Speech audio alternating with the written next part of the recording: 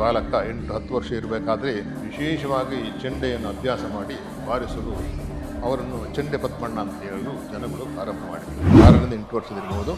ಮಗುವಿನ ರೂಪದಲ್ಲಿ ಅವರು ದರ್ಶನ ಕೊಟ್ಟು ಅನುಗ್ರಹಿಸ್ತಾಳೆ. ಮುಂದೆ ಅದೇ ದಿನ ಅವರಿಗೆ ರಾತ್ರಿ ಕನಸಲ್ಲಿ ಇದೇ ಕಾಳಿಯು ಮಹಾಕಾಳಿ ರೂಪದಲ್ಲಿ ದರ್ಶನ ಕೊಡ್ತಾರೆ ಕನಸಲ್ಲಿ. ಎಷ್ಟು ವರ್ಷ ಮಾತನಾಡದೇ ಇದ್ದಂಥ ಹುಡುಗ ಮಾತನಾಡೋದು ನೋಡಿದಾಗ ಜನಗಳಿಗೆ ತಿಳಿಯಿತು ಇವರು ಸಾಮಾನ್ಯರಲ್ಲ, ವಿಶೇಷವಾದ ಅವತಾರಿಗಳು, ವಿಶೇಷವಾದ ವಿಭೂತಿ ಪುರುಷರು ಜನಗಳಿಗೆ ತಿಳಿಯಿತು. ಕೊಲ್ಲೂರಿಗೆ ಹೇಗಾದರೂ ಬಂದು ಮುಟ್ಟಿ ಅಲ್ಲಿ ಭಗವತಿಯ ಸನ್ನಿಧಿಯಲ್ಲಿ 2 ವರ್ಷ ಅಲ್ಲಿ ದೀರ್ಘ ತಪಸ್ಸು ಮಾಡಿದಾಗ ಕೊಲ್ಲೂರು ಅಮ್ಮನವರ ಅವರಿಗೆ ಅನುಗ್ರಹ ಆಗ್ತದೆ. ಭೂತ ಪ್ರೇತ ಪಿಶಾಚಿಗಳು ಬರ್ತಾವಂತೆ, ಇವರು ನೋಡಿದ್ರೆ ಬಿಟ್ಟು ಹೋಗ್ತದಂತೆ, ಮೂಗರು ಮಾತಾಡ್ತಾರಂತೆ, ಕಣ್ಣಿಲ್ಲದವರು ಕಾಣ್ತಾರೆ, ಮಕ್ಕಳಿಲ್ಲದವರು ಮಕ್ಕಳಾಗಿ ಇದನ್ನು ಸಾಧ್ಯ ಇಲ್ಲ ಅಂತ ತಿಳ್ಕೊಂಡಿದ್ದಾರೆ ಪುಸ್ತಕ ಓದಿನ.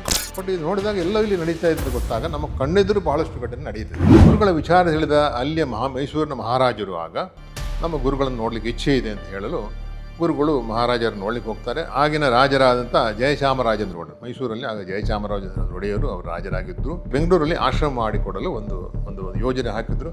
ಹೈಕೋರ್ಟಲ್ಲಿ ಜಡ್ಜ್ ಆಗಿದ್ದ ವೆಂಕಟಾಚಲಯ ಅಂತೇಳಿ, ಎಮ್ ಎನ್ ವೆಂಕಟಾಚಲಯ ಅಂತೇಳಿ ಇವರುಗಳೆಲ್ಲ ಸೇರಿಕೊಂಡು ಸ್ವಲ್ಪ ದುಡ್ಡನ್ನು ಸಂಗ್ರಹ ಮಾಡಿ ಇಲ್ಲಿ ಇದೇ ಜಾಗದಲ್ಲಿ ಯಾರು ಜಾಗ ದಾನ ಮಾಡಿಕೊಟ್ರು ಆ ಜಾಗದಲ್ಲಿ ಒಂದು ಸಣ್ಣ ಮಟ್ಟದ ಆಶ್ರಮ ಕಟ್ಟಲಿಕ್ಕೆ ಅವರು ಪ್ರಾರಂಭವಾಯಿತು. ಅವರು ತಪಸ್ಸನ್ನು ಸಿದ್ಧಿ ಮಾಡಿಕೊಂಡು ಎಲ್ಲ ವಿಷಯದಲ್ಲೂ ಅವರು ಪರಿಪೂರ್ಣರಾಗಿದ್ದರು. ಬೆಂಕಿಯ ಜ್ವಾಲೆ ಅಂತಿದ್ರು ಅವರು. ವಿಶೇಷವಾದಂಥ ಒಂದು ವಿಷಯಗಳು ನಡೆಯಲು ಅವರನ್ನು ಜನರು ಅವಧೂತರೆಂದು, ಅವತಾರಿಗಳೆಂದು, ಭಗವಂತನ ಸ್ವರೂಪ ಎಂದು, ರಾಯರಾಂಶ ಎಂದು ಹೇಳಲು ಪ್ರಾರಂಭ ಮಾಡಿದರು.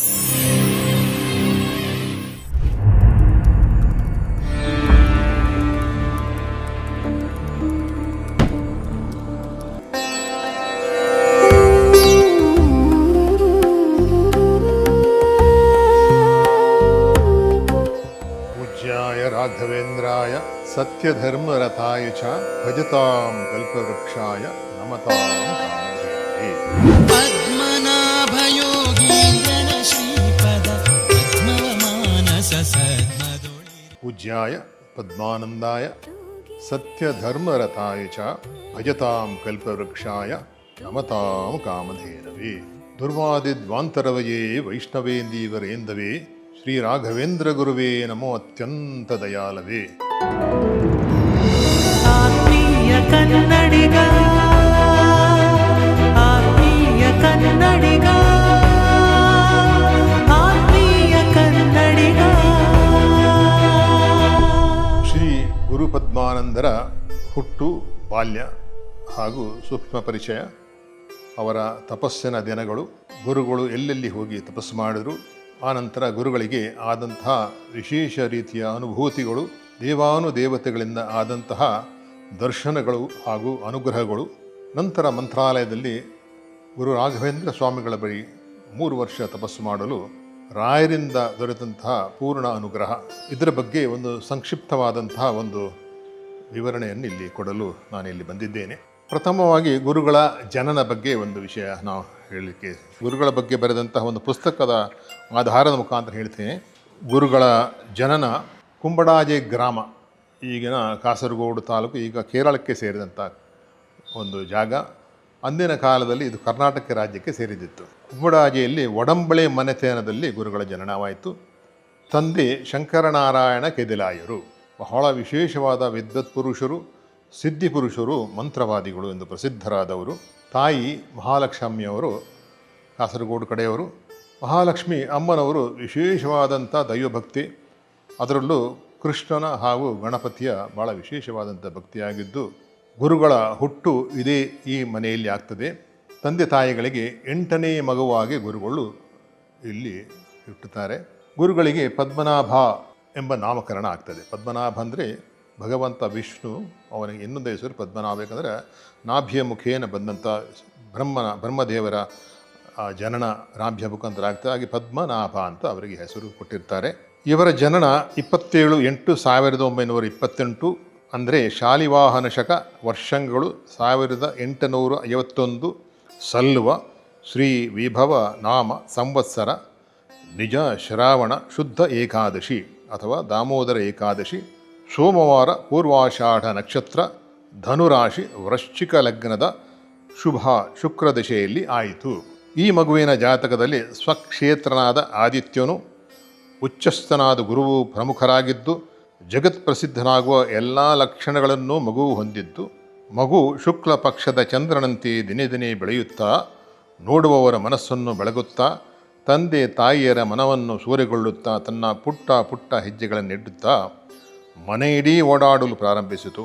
ತನ್ನ ತುಂಟತನದ ಆಟಗಳಿಂದಾಗಿ ಮನೆಯಲ್ಲಿ ಎಲ್ಲರ ಕಣ್ಮಣಿಯಾಗಿ ಬೆಳೆದ ಬಾಲ ಪದ್ಮನಾಭ ತಾಯಿಯ ಮಡಿಲಲ್ಲಿ ತಲೆ ಎಕ್ಕಿ ಮಲಗಬೇಕಾದರೆ ತಾಯಿ ಮಹಾಲಕ್ಷ್ಮಿ ಅಮ್ಮನವರು ಬಾಲಕೃಷ್ಣನ ಲೀಲೆಯನ್ನು ಹಾಡುತ್ತಾ ಮಗುವನ್ನು ಮಲಗಿಸುತ್ತಿದ್ದರು. ಕಂಕಣ ಕಟಿಸೂತ್ರ ಕಿಂಕಿಣಿ ಕಿರುಗೆಜ್ಜೆ ಶಂಖ ಚಕ್ರವು ಪದ್ಮನಾಭ ಗುರುಪದ್ಮನಾಭ ಪಂಕಜ ನಾಭ ಬಂದವತರಿಸಿದ ನೋಡು ಬಿಂಕದಿ ಮಥುರಾ ಪಟ್ಟಣದಿ ಎಂದು ಅಮ್ಮನವರು ಈ ಪದ್ಯ ಹೇಳಬೇಕಾದ್ರೆ ಮಗು ಅಲ್ಲಿ ಮಲಗಿ ನಿದ್ರಿಸ್ತಾ ಇದ್ದಂತೆ. ಹುಟ್ಟು ಬಾಲ್ಯದಲ್ಲೇ ಇವರು ಹುಟ್ಟು ಯೋಗಿಯಾಗಿ ಹುಟ್ಟಿದ್ದರು. ಅವತಾರ ಪುರುಷನ ಎಲ್ಲ ಲಕ್ಷಣಗಳು ಈ ಮಗುವಲ್ಲಿತ್ತು. ಮುಂದೆ ಈ ಮಗುವಿಗೆ 5 ವರ್ಷ ಆಗುವ ಸಮಯದಲ್ಲಿ ಶಂಕರನಾರಾಯಣ ಕೆದಿಲಾಯರು ಮಗುವಿಗೆ ಅಷ್ಟಾಕ್ಷರ ಮಂತ್ರ ಓಂ ನಮೋ ನಾರಾಯಣಾಯ ಮಂತ್ರವನ್ನು ಉಪದೇಶಿಸಿದರು ಹಾಗೂ ಕಾಳಿಯ ಮಂತ್ರವನ್ನು ಉಪದೇಶಿಸಿದರು. 5 ವರ್ಷದ ಬಾಲಕನು ಆಗಲೇ ಮನೆಯಲ್ಲಿ ಎಲ್ಲರೂ ಮಲಗಿದ ನಂತರ ರಾತ್ರಿ ಕೂತು ಜಪ ಮಾಡ್ತಾಯಿದ್ದ. ರಾತ್ರಿ ಕೂತು 10,000 ನಾರಾಯಣ ಜಪ 10,000 ಕಾಳಿಯ ಮಂತ್ರವನ್ನು ಮಾಡಿಕೊಂಡು ಆನಂತರ ಅವರು ಮಲಗಲಿಕ್ಕೆ ಹೋಗ್ತಾಯಿದ್ರು ಅಂತ ಲೆಕ್ಕ. ಬಾಲ್ಯದಲ್ಲಿ ಅವರ ಚಿಂತನೆ ದೈವಿಕ ಚಿಂತನೆ ಕಡೆ ತಿರುಗಿತ್ತು. ತಾಯಿಯ ತಂದೆ ಬಳಿ ಹಲವಾರು ಪ್ರಶ್ನೆಗಳನ್ನು ಕೇಳ್ತಾ ಇದ್ದರು. ದೇವರ ಬಳಿ, ಸೃಷ್ಟಿಕರ್ತನ ಬಗ್ಗೆ, ಯಾಕೆ ಜಗತ್ತು ಈ ರೀತಿ ಇದೆ, ಯಾಕೆ ಈ ರೀತಿಯ ಕಷ್ಟ ಸುಖ ಜನರನ್ನು ಬಾಧಿಸುತ್ತಿದೆ ಎಂದ ಪ್ರಶ್ನೆಗೆ ಅಮ್ಮನವರಿಂದ ಸೂಕ್ತ ಉತ್ತರ ಸಿಗಲು ಮಗು ಅದರಲ್ಲಿ ಕೂಡ ತೃಪ್ತನಾಗದೆ ನಾನೇ ಮುಂದೆ ಏನಾದರೂ ಸಾಧನೆ ಮಾಡಿ ಭಗವಂತನನ್ನು ಕಾಣಬೇಕು ಎಂಬ ನಿಲುವನ್ನು ತಳೆದಿದ್ದು ಬಾಲ ಪ್ರಹ್ಲಾದರ ಹಾಗೂ ಬಾಲ ಧ್ರುವನಂತೆ ತಾನು ಅವರ ರೀತಿಯೊಂದು ದೈವಭಕ್ತನಾಗಿ ಭಗವಂತನನ್ನು ಸಾಕ್ಷಾತ್ಕರಿಸಬೇಕೆಂಬ ಒಂದು ಮನೋಭಾವನೆ ಚಿಕ್ಕಂದಿನಲ್ಲಿ ಮಗುವಿನಲ್ಲಿ ಹುಟ್ಟಿತ್ತು. ಮುಂದಿನ ದಿನಗಳಲ್ಲಿ ಮಗು 8 ವರ್ಷ ಆಗಬೇಕಾದ್ರೆ ಅವರಿಗೆ ಉಪನಯನ ಕೂಡ ಆಯಿತು ಮನೆಯಲ್ಲಿ. ಉಪನಯನ ಆದ ನಂತರ ಆ ಸಮಯದಲ್ಲಿ ಕುಟುಂಬದಲ್ಲಿ ಹಲವಾರು ಸಮಸ್ಯೆಗಳು ಕಂಡುಬಂದು ಅವರು ಕಡೆಗೆ ಮನೆಯಲ್ಲಿ ಸ್ವಲ್ಪ ಕಷ್ಟದ ದಿನಗಳು ಬಂದಿತ್ತು. ಆಗ ಮಗು ಪದ್ಮನಾಭನ ಮನಸ್ಸು ಆಗಲೇ ಭಗವಂತನ ಸಾನ್ನಿಧ್ಯವನ್ನು ಕಾಣಲು ಹಾತೊರೆಯುತ್ತಿತ್ತು. ಹಾಗೆ 8 ವರ್ಷದ ಮಗು ಮನೆ ಬಿಟ್ಟು ಯಾರಿಗೂ ಹೇಳದೆ ಕೇಳದೆ ಅವರು ಮನೆ ಬಿಟ್ಟು ತನ್ನ ದಾರಿಯನ್ನು ಭಗವಂತನ ಸಾನ್ನಿಧ್ಯವನ್ನು ಕಂಡು ಹುಡುಕಲು ಹೋದರು. ಮೊಟ್ಟ ಮೊದಲು ಇವರು ಸೇರಿದ್ದು ಒಂದು ಯಕ್ಷಗಾನ ಬಯಲಾಟದ ಒಂದು ಗುಂಪು. ಆಗಿನ ಕಾಲದಲ್ಲಿ ದಕ್ಷಿಣ ಕನ್ನಡ ಪ್ರಾಂತ್ಯದಲ್ಲಿ ಈಗಲೂ ಇದೆ. ಭಾಗವತದ ವಿಚಾರವಾಗಿ ಭಗವಂತನ ವಿಚಾರವಾಗಿ ತಿಳಿಸುವಂಥ ವಿಶೇಷವಾದಂಥ ಒಂದು ಕಲೆ ಯಕ್ಷಗಾನ ಅಂತಾರೆ ಅದಕ್ಕೆ. ಈ ಯಕ್ಷಗಾನದಲ್ಲಿ ವಿಶೇಷವಾಗಿ ಸಂಗೀತದ ಪ್ರಾಧಾನ್ಯತೆ ಕೂಡ ಇದೆ. ಅದೇ ರೀತಿ ಕೃಷ್ಣನ ಭಗವಂತನ ಲೀಲೆಯನ್ನು ತೋರಿಸುವಂಥ ಹಲವಾರು ಪ್ರಸಂಗಗಳಿಗೆ ಬರ್ತದೆ.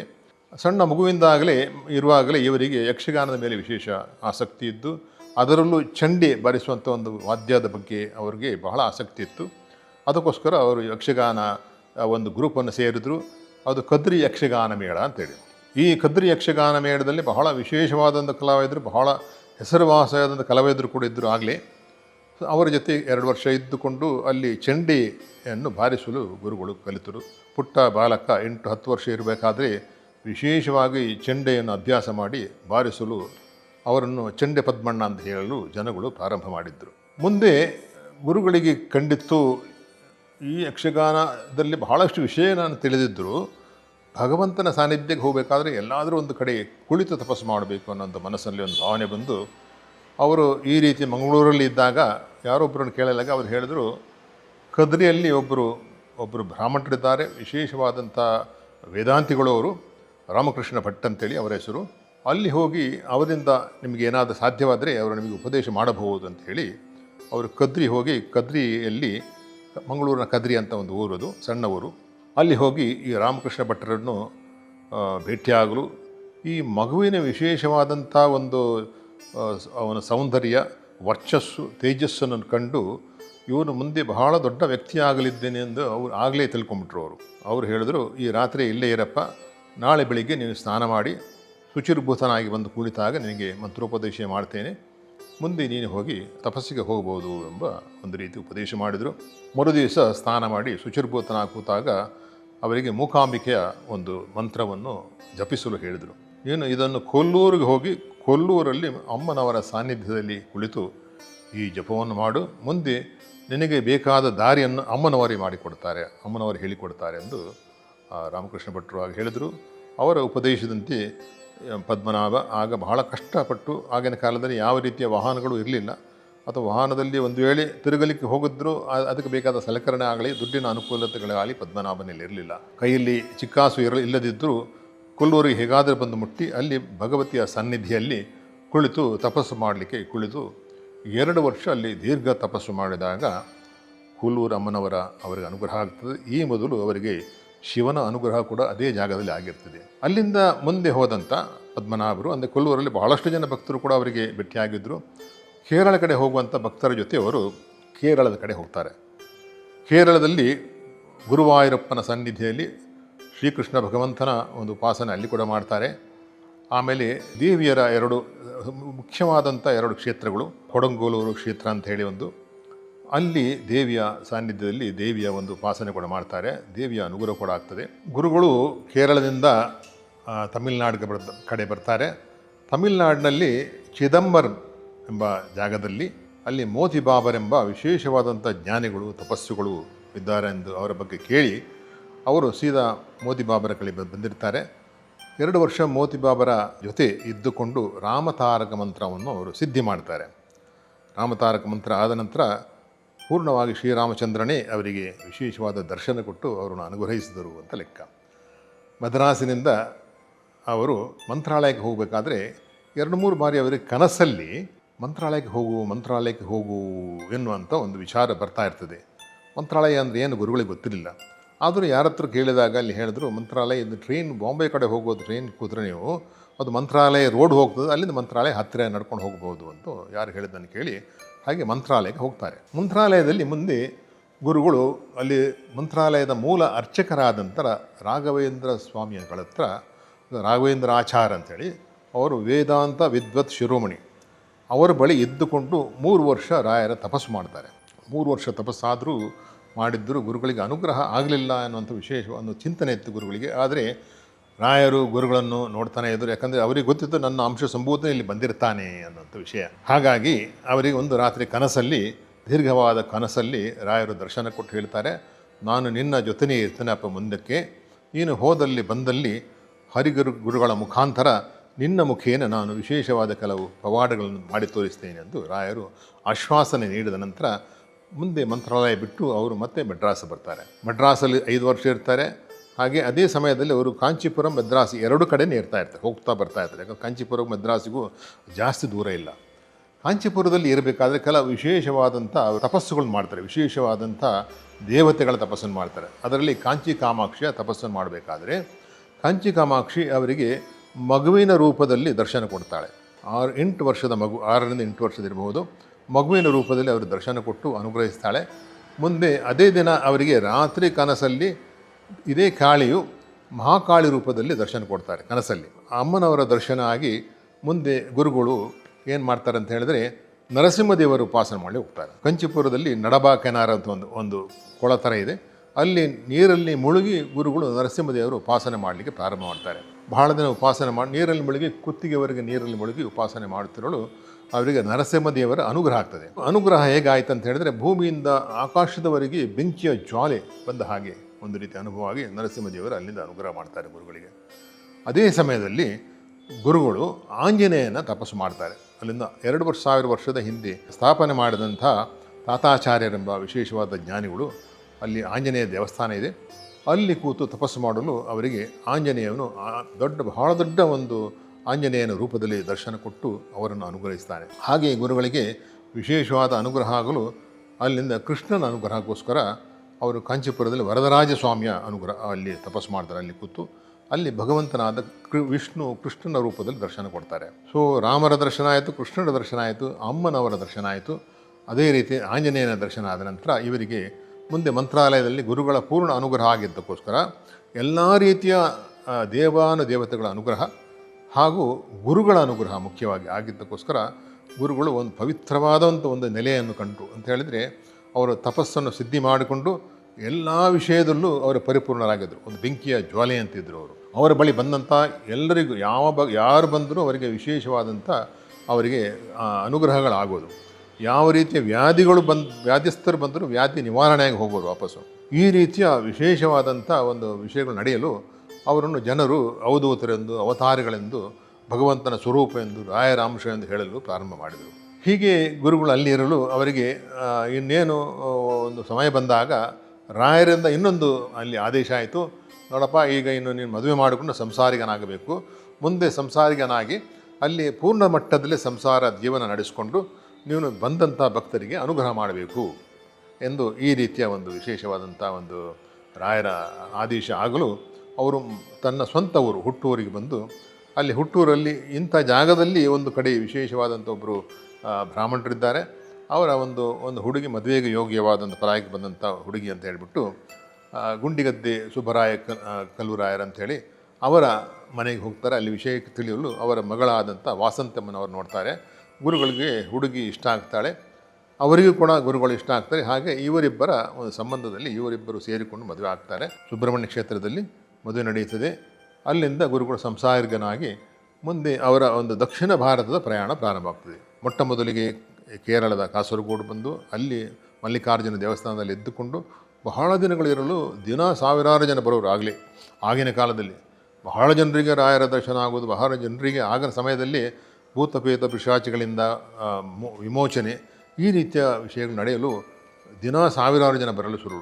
ಬೆಳಿಗ್ಗೆಯಿಂದ ರಾತ್ರಿವರೆಗೆ ಜನ ಸಂದಣಿ ಆಯಿತು ಕಾಸರಗೋಡಲ್ಲಿ. ಕಾಸರಗೋಡಿಂದ ಮುಂದೆ ಅವರು ಮಡಿಕೇರಿ ಕಡೆ ಬಂದರು. ಮಡಿಕೇರಿಯಲ್ಲಿ ಅಲ್ಲೊಂದು ಕಾಳಿಯ ದೇವಸ್ಥಾನ ಇದೆ, ಅಮ್ಮನವರ ದೇವಸ್ಥಾನ ಇದೆ. ಆ ದೇವಸ್ಥಾನದಲ್ಲಿ ಇದ್ದುಕೊಂಡು ಅವರು ಪೂಜೆ ಮಾಡುತ್ತಿರಲು ಇದೇ ರೀತಿಯ ವಿಶೇಷವಾದ ಘಟನೆಗಳು ನಡೆಯಲು ಅಲ್ಲಿ ಬಹಳ ಜನ ಭಕ್ತಾದಿಗಳು ಸೇರಿಕೊಂಡು ಅವರ ಗುರುಗಳಿಗೆ ಬಹಳ ಸನ್ಮಾನ ಮಾಡಲಿಕ್ಕೆ ಪ್ರಾರಂಭ ಮಾಡಿದ್ರು. ಆದರೂ ಅದರಲ್ಲಿ ಕೆಲವು ಭಕ್ತರುಗಳು ಅಥವಾ ಭಕ್ತರೇ ಅಂದು ಹೇಳಿಕೊಂಡಂಥ ಕೆಲವು ಜನಗಳೆಲ್ಲ ಗುರುಗಳಲ್ಲಿ ತೊಂದರೆ ಮಾಡಲು ಪ್ರಾರಂಭ ಮಾಡಿದರು. ಗುರುಗಳು ಆಗಲೇ ಆ ದೇವಸ್ಥಾನ ಜೀರ್ಣೋದ್ಧಾರ 50,000 ಖರ್ಚು ಮಾಡಿಕೊಂಡು ಮಾಡಿದ್ದು ಜೀರ್ಣೋದ್ಧಾರ ಮಾಡಿದ್ರಾಗಲೂ.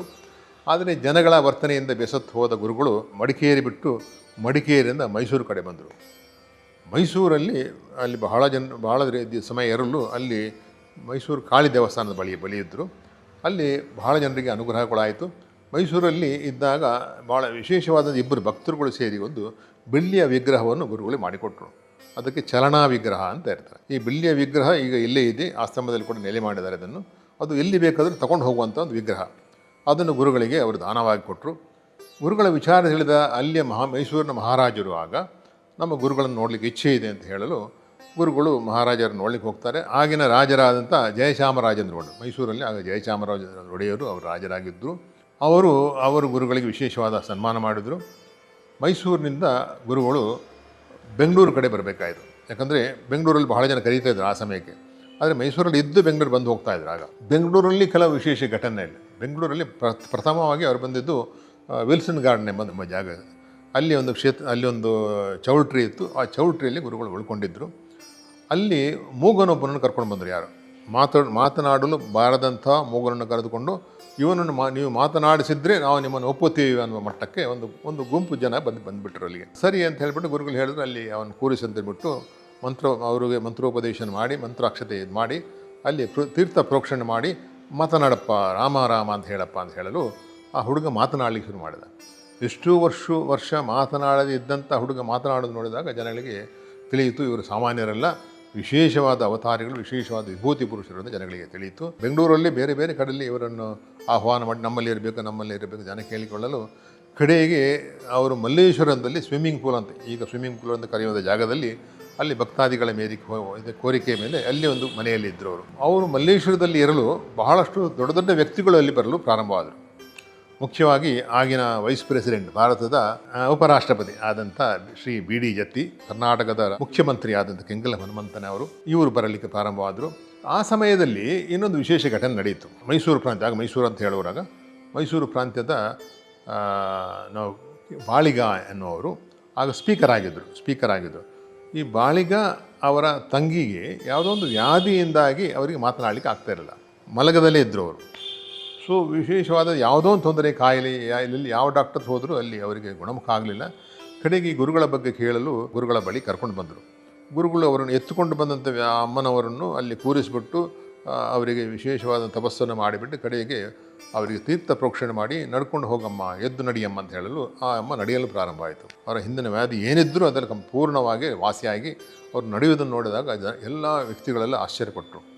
ಇನ್ನು ಈ ಗುರುಗಳನ್ನು ಬೇಲೆಯಲ್ಲಿ ಕಳಿಸುವುದು ಬೇಡ, ನಾವು ಇಲ್ಲೇ ಅವರಿಗೆ ಆಶ್ರಮ ಮಾಡಿಕೊಡಬೇಕು ಎನ್ನುವಂಥ ವಿಚಾರ ಆಗ ಬಹಳಷ್ಟು ಜನ ಭಕ್ತರಲ್ಲಿ ಬಂತು. ಹಾಗೆ ಬೆಂಗಳೂರಲ್ಲಿ ಆಶ್ರಮ ಮಾಡಿಕೊಡಲು ಒಂದು ಒಂದು ಯೋಜನೆ ಹಾಕಿದ್ರು.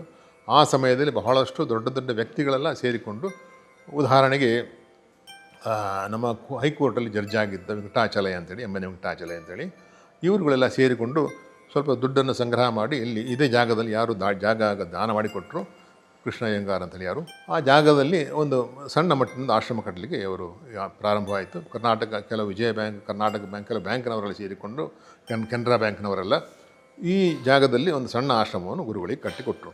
ಕಟ್ಟಿದ ನಂತರ 1966ರಲ್ಲಿ ಆಶ್ರಮದ ಕೆಲಸ ಸಂಪೂರ್ಣ ಆಯಿತು. ಗುರುಗಳು ಆಶ್ರಮಕ್ಕೆ ಬಂದು ನೆಲೆಸಲು ಪ್ರಾರಂಭವಾಯಿತು. ಗುರುಗಳು ಇಲ್ಲಿ ಬಂದ ನಂತರ ದಿನಾನೂರಾರು ಜನ ಬಂದುಬಿಟ್ಟು ಗುರುಗಳ ದರ್ಶನ ಮಾಡ್ಕೊಂಡು ಹೋಗೋರು. ಅವರ ಬೇರೆ ಬೇರೆ ರೀತಿಯ ವ್ಯಾಧಿಗಳಿಂದ ನಿವಾರಣೆ ಪಡೆಯೋರು, ಬೇರೆ ಬೇರೆ ರೀತಿಯ ತೊಂದರೆಗಳಿಂದ ನಿವಾರಣೆ ಪಡೆಯೋರು. ಎಷ್ಟೋ ಜನ ಮಕ್ಕಳಾಗದವರಿಗೆ ಮಕ್ಕಳಾಗಿದ್ದು. ಆಮೇಲೆ ಒಂದು ಸಂದರ್ಭದಲ್ಲಿ ಏನಾಯಿತು ಅಂತ ಹೇಳಿದ್ರೆ, ಒಬ್ಬ ಮಲ್ಲೇಶ್ವರ ಕಡೆ ಒಬ್ಬ ವ್ಯಕ್ತಿ ಹೋಗ್ತಿರಲು ಸ್ವಲ್ಪ ಕಾಡಿಗೆ ಮೇಡು ಥರದಿತ್ತು ಮಲ್ಲೇಶ್ವರದಲ್ಲಿ ಕೂಡ. ಒಂದು ಹಾವು ಕಚ್ಚಿ ವ್ಯಕ್ತಿ ಸತ್ತು ಹೋಗ್ಬಿಟ್ಟ. ಹಾಸ್ಪಿಟ್ಲಿಗೆ ಕರ್ಕೊಂಡು ಹೋಗಿ, ಇಲ್ಲ ಹೋಗಿ ಪ್ರಾಣ ಹೋಗಿದೆ, ಕರ್ಕೊಂಡು ಹೋಗಿ ಅಂತ ಹೇಳ್ಬಿಟ್ಟು ಅವರು ಈ ಸ್ಮಶಾನಕ್ಕೆ ಬರುವ ಸಮಯದಲ್ಲಿ ಯಾರು ಹೇಳಿದ್ರೆ ಅಲ್ಲಿ ಸ್ವಾಮಿಗಳೊಬ್ಬರು ಇದ್ದಾರೆ, ಅಲ್ಲಿ ಹೋಗಿ ನೋಡಿಕೊಂಡು ಆಮೇಲೆ ಬೇಕಾದ್ರೆ ನಿಮ್ಮ ಕೆಲಸ ಮುಂದುವರಿಸಂತ ಹೇಳಲು ಅವರು ಇಲ್ಲಿ ಬರ್ತಾರೆ. ಸತ್ತ ಮನುಷ್ಯನ ಗುರುಗಳ ಸಾನ್ನಿಧ್ಯದಲ್ಲಿ ಇರ್ತಾರೆ. ಅಲ್ಲಿ ಗುರುಗಳಲ್ಲಿ ಕೆಳಗೆ ಕೂತ್ಕೊಳ್ತಾ ಇದ್ದರು. ಗುರುಗಳು ಆ ವ್ಯಕ್ತಿಯನ್ನೇ ನೋಡಿ ಕಣ್ಣು ಮುಚ್ಚಿಕೊಂಡು ಧ್ಯಾನ ತಪಸ್ಸು ಮಾಡ್ತಾ ಇದ್ದಾಗ ಅವರಿಗೆ ಶ್ರೀರಾಮರ ಅಲ್ಲಿ ಜ್ಞಾಪಕ ಬಂತು.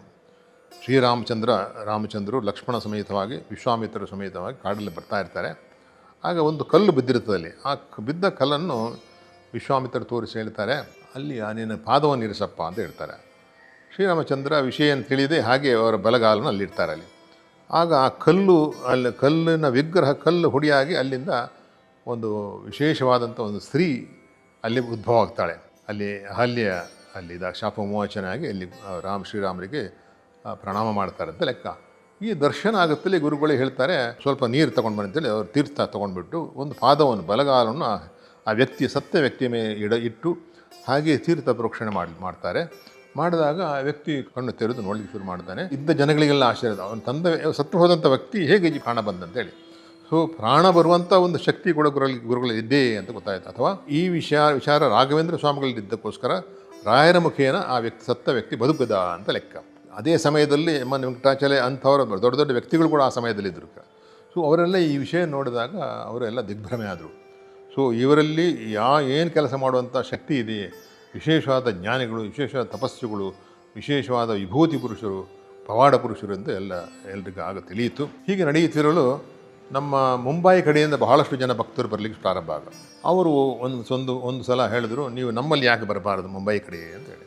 ಸರಿ ಅಂಥೇಳಿ, ನೀವು ಕರೆಸಿದ್ರೆ ಬರ್ತೀನಪ್ಪ, ಆದರೆ ವ್ಯವಸ್ಥೆ ಆಗಬೇಕು, ನಮಗೆ ಬಂದರೆ ಸುಮ್ಮನೆ ಬಂದು ಹೋಗೋದಿಲ್ಲ, ನಮಗೊಂದು ತಿಂಗಳ ಮಟ್ಟಿಗೆ ನಮಗೊಂದು ಕ್ಯಾಂಪ್ ಥರ ನೀವು ಮಾಡಬೇಕು, ಅಲ್ಲಿ ಭಕ್ತರು ಬರುವಂಥ ವ್ಯವಸ್ಥೆ ಮಾಡಬೇಕು, ಭಕ್ತಾದಿಗಳಿಗೆ ನಾವು ಅಲ್ಲಿ ಬಂದು ವ್ಯವಸ್ಥೆ ಮಾಡಿ ರಾಯರ ಇಚ್ಛೆ ಏನಿದೆ, ರಾಯರು ಹೇಗೆ ಅನುಗ್ರಹ ಮಾಡಿದ್ರೆ ಆ ರೀತಿಯ ಒಂದು ಅನುಗ್ರಹ ಆಗುವ ಸಾಧ್ಯತೆಗಳಿದೆ, ಬಟ್ ಅದಕ್ಕೆ ಬೇಕಾದ ವ್ಯವಸ್ಥೆ ನೀವು ಮಾಡಬೇಕಪ್ಪ ಅಂತ ಹೇಳಿದಾಗ ಸರಿ ಅಂತ ಹೇಳಿಬಿಟ್ಟು, ಇಲ್ಲಿಯ ವಿಶೇಷವಾದ ಭಕ್ತರು ಬಾಂಬೆಯಲ್ಲಿ ಕೂಡ ಇದ್ದಾಗ ಅವರು ಗುರುಗಳನ್ನು ಕರೆಸಿ ಅಲ್ಲಿ ಒಂದು ತಿಂಗಳ ಅಲ್ಲಿ ಒಂದು ಕ್ಯಾಂಪ್ ಥರ ಮಾಡಿಬಿಟ್ರು. ಅದು ಮೊದಲು ದಾಸಾಶ್ರಮದ ಒಂದು ಕಡೆ ನಡೆಯಿತು ಮುಂಬೈಯಲ್ಲಿ.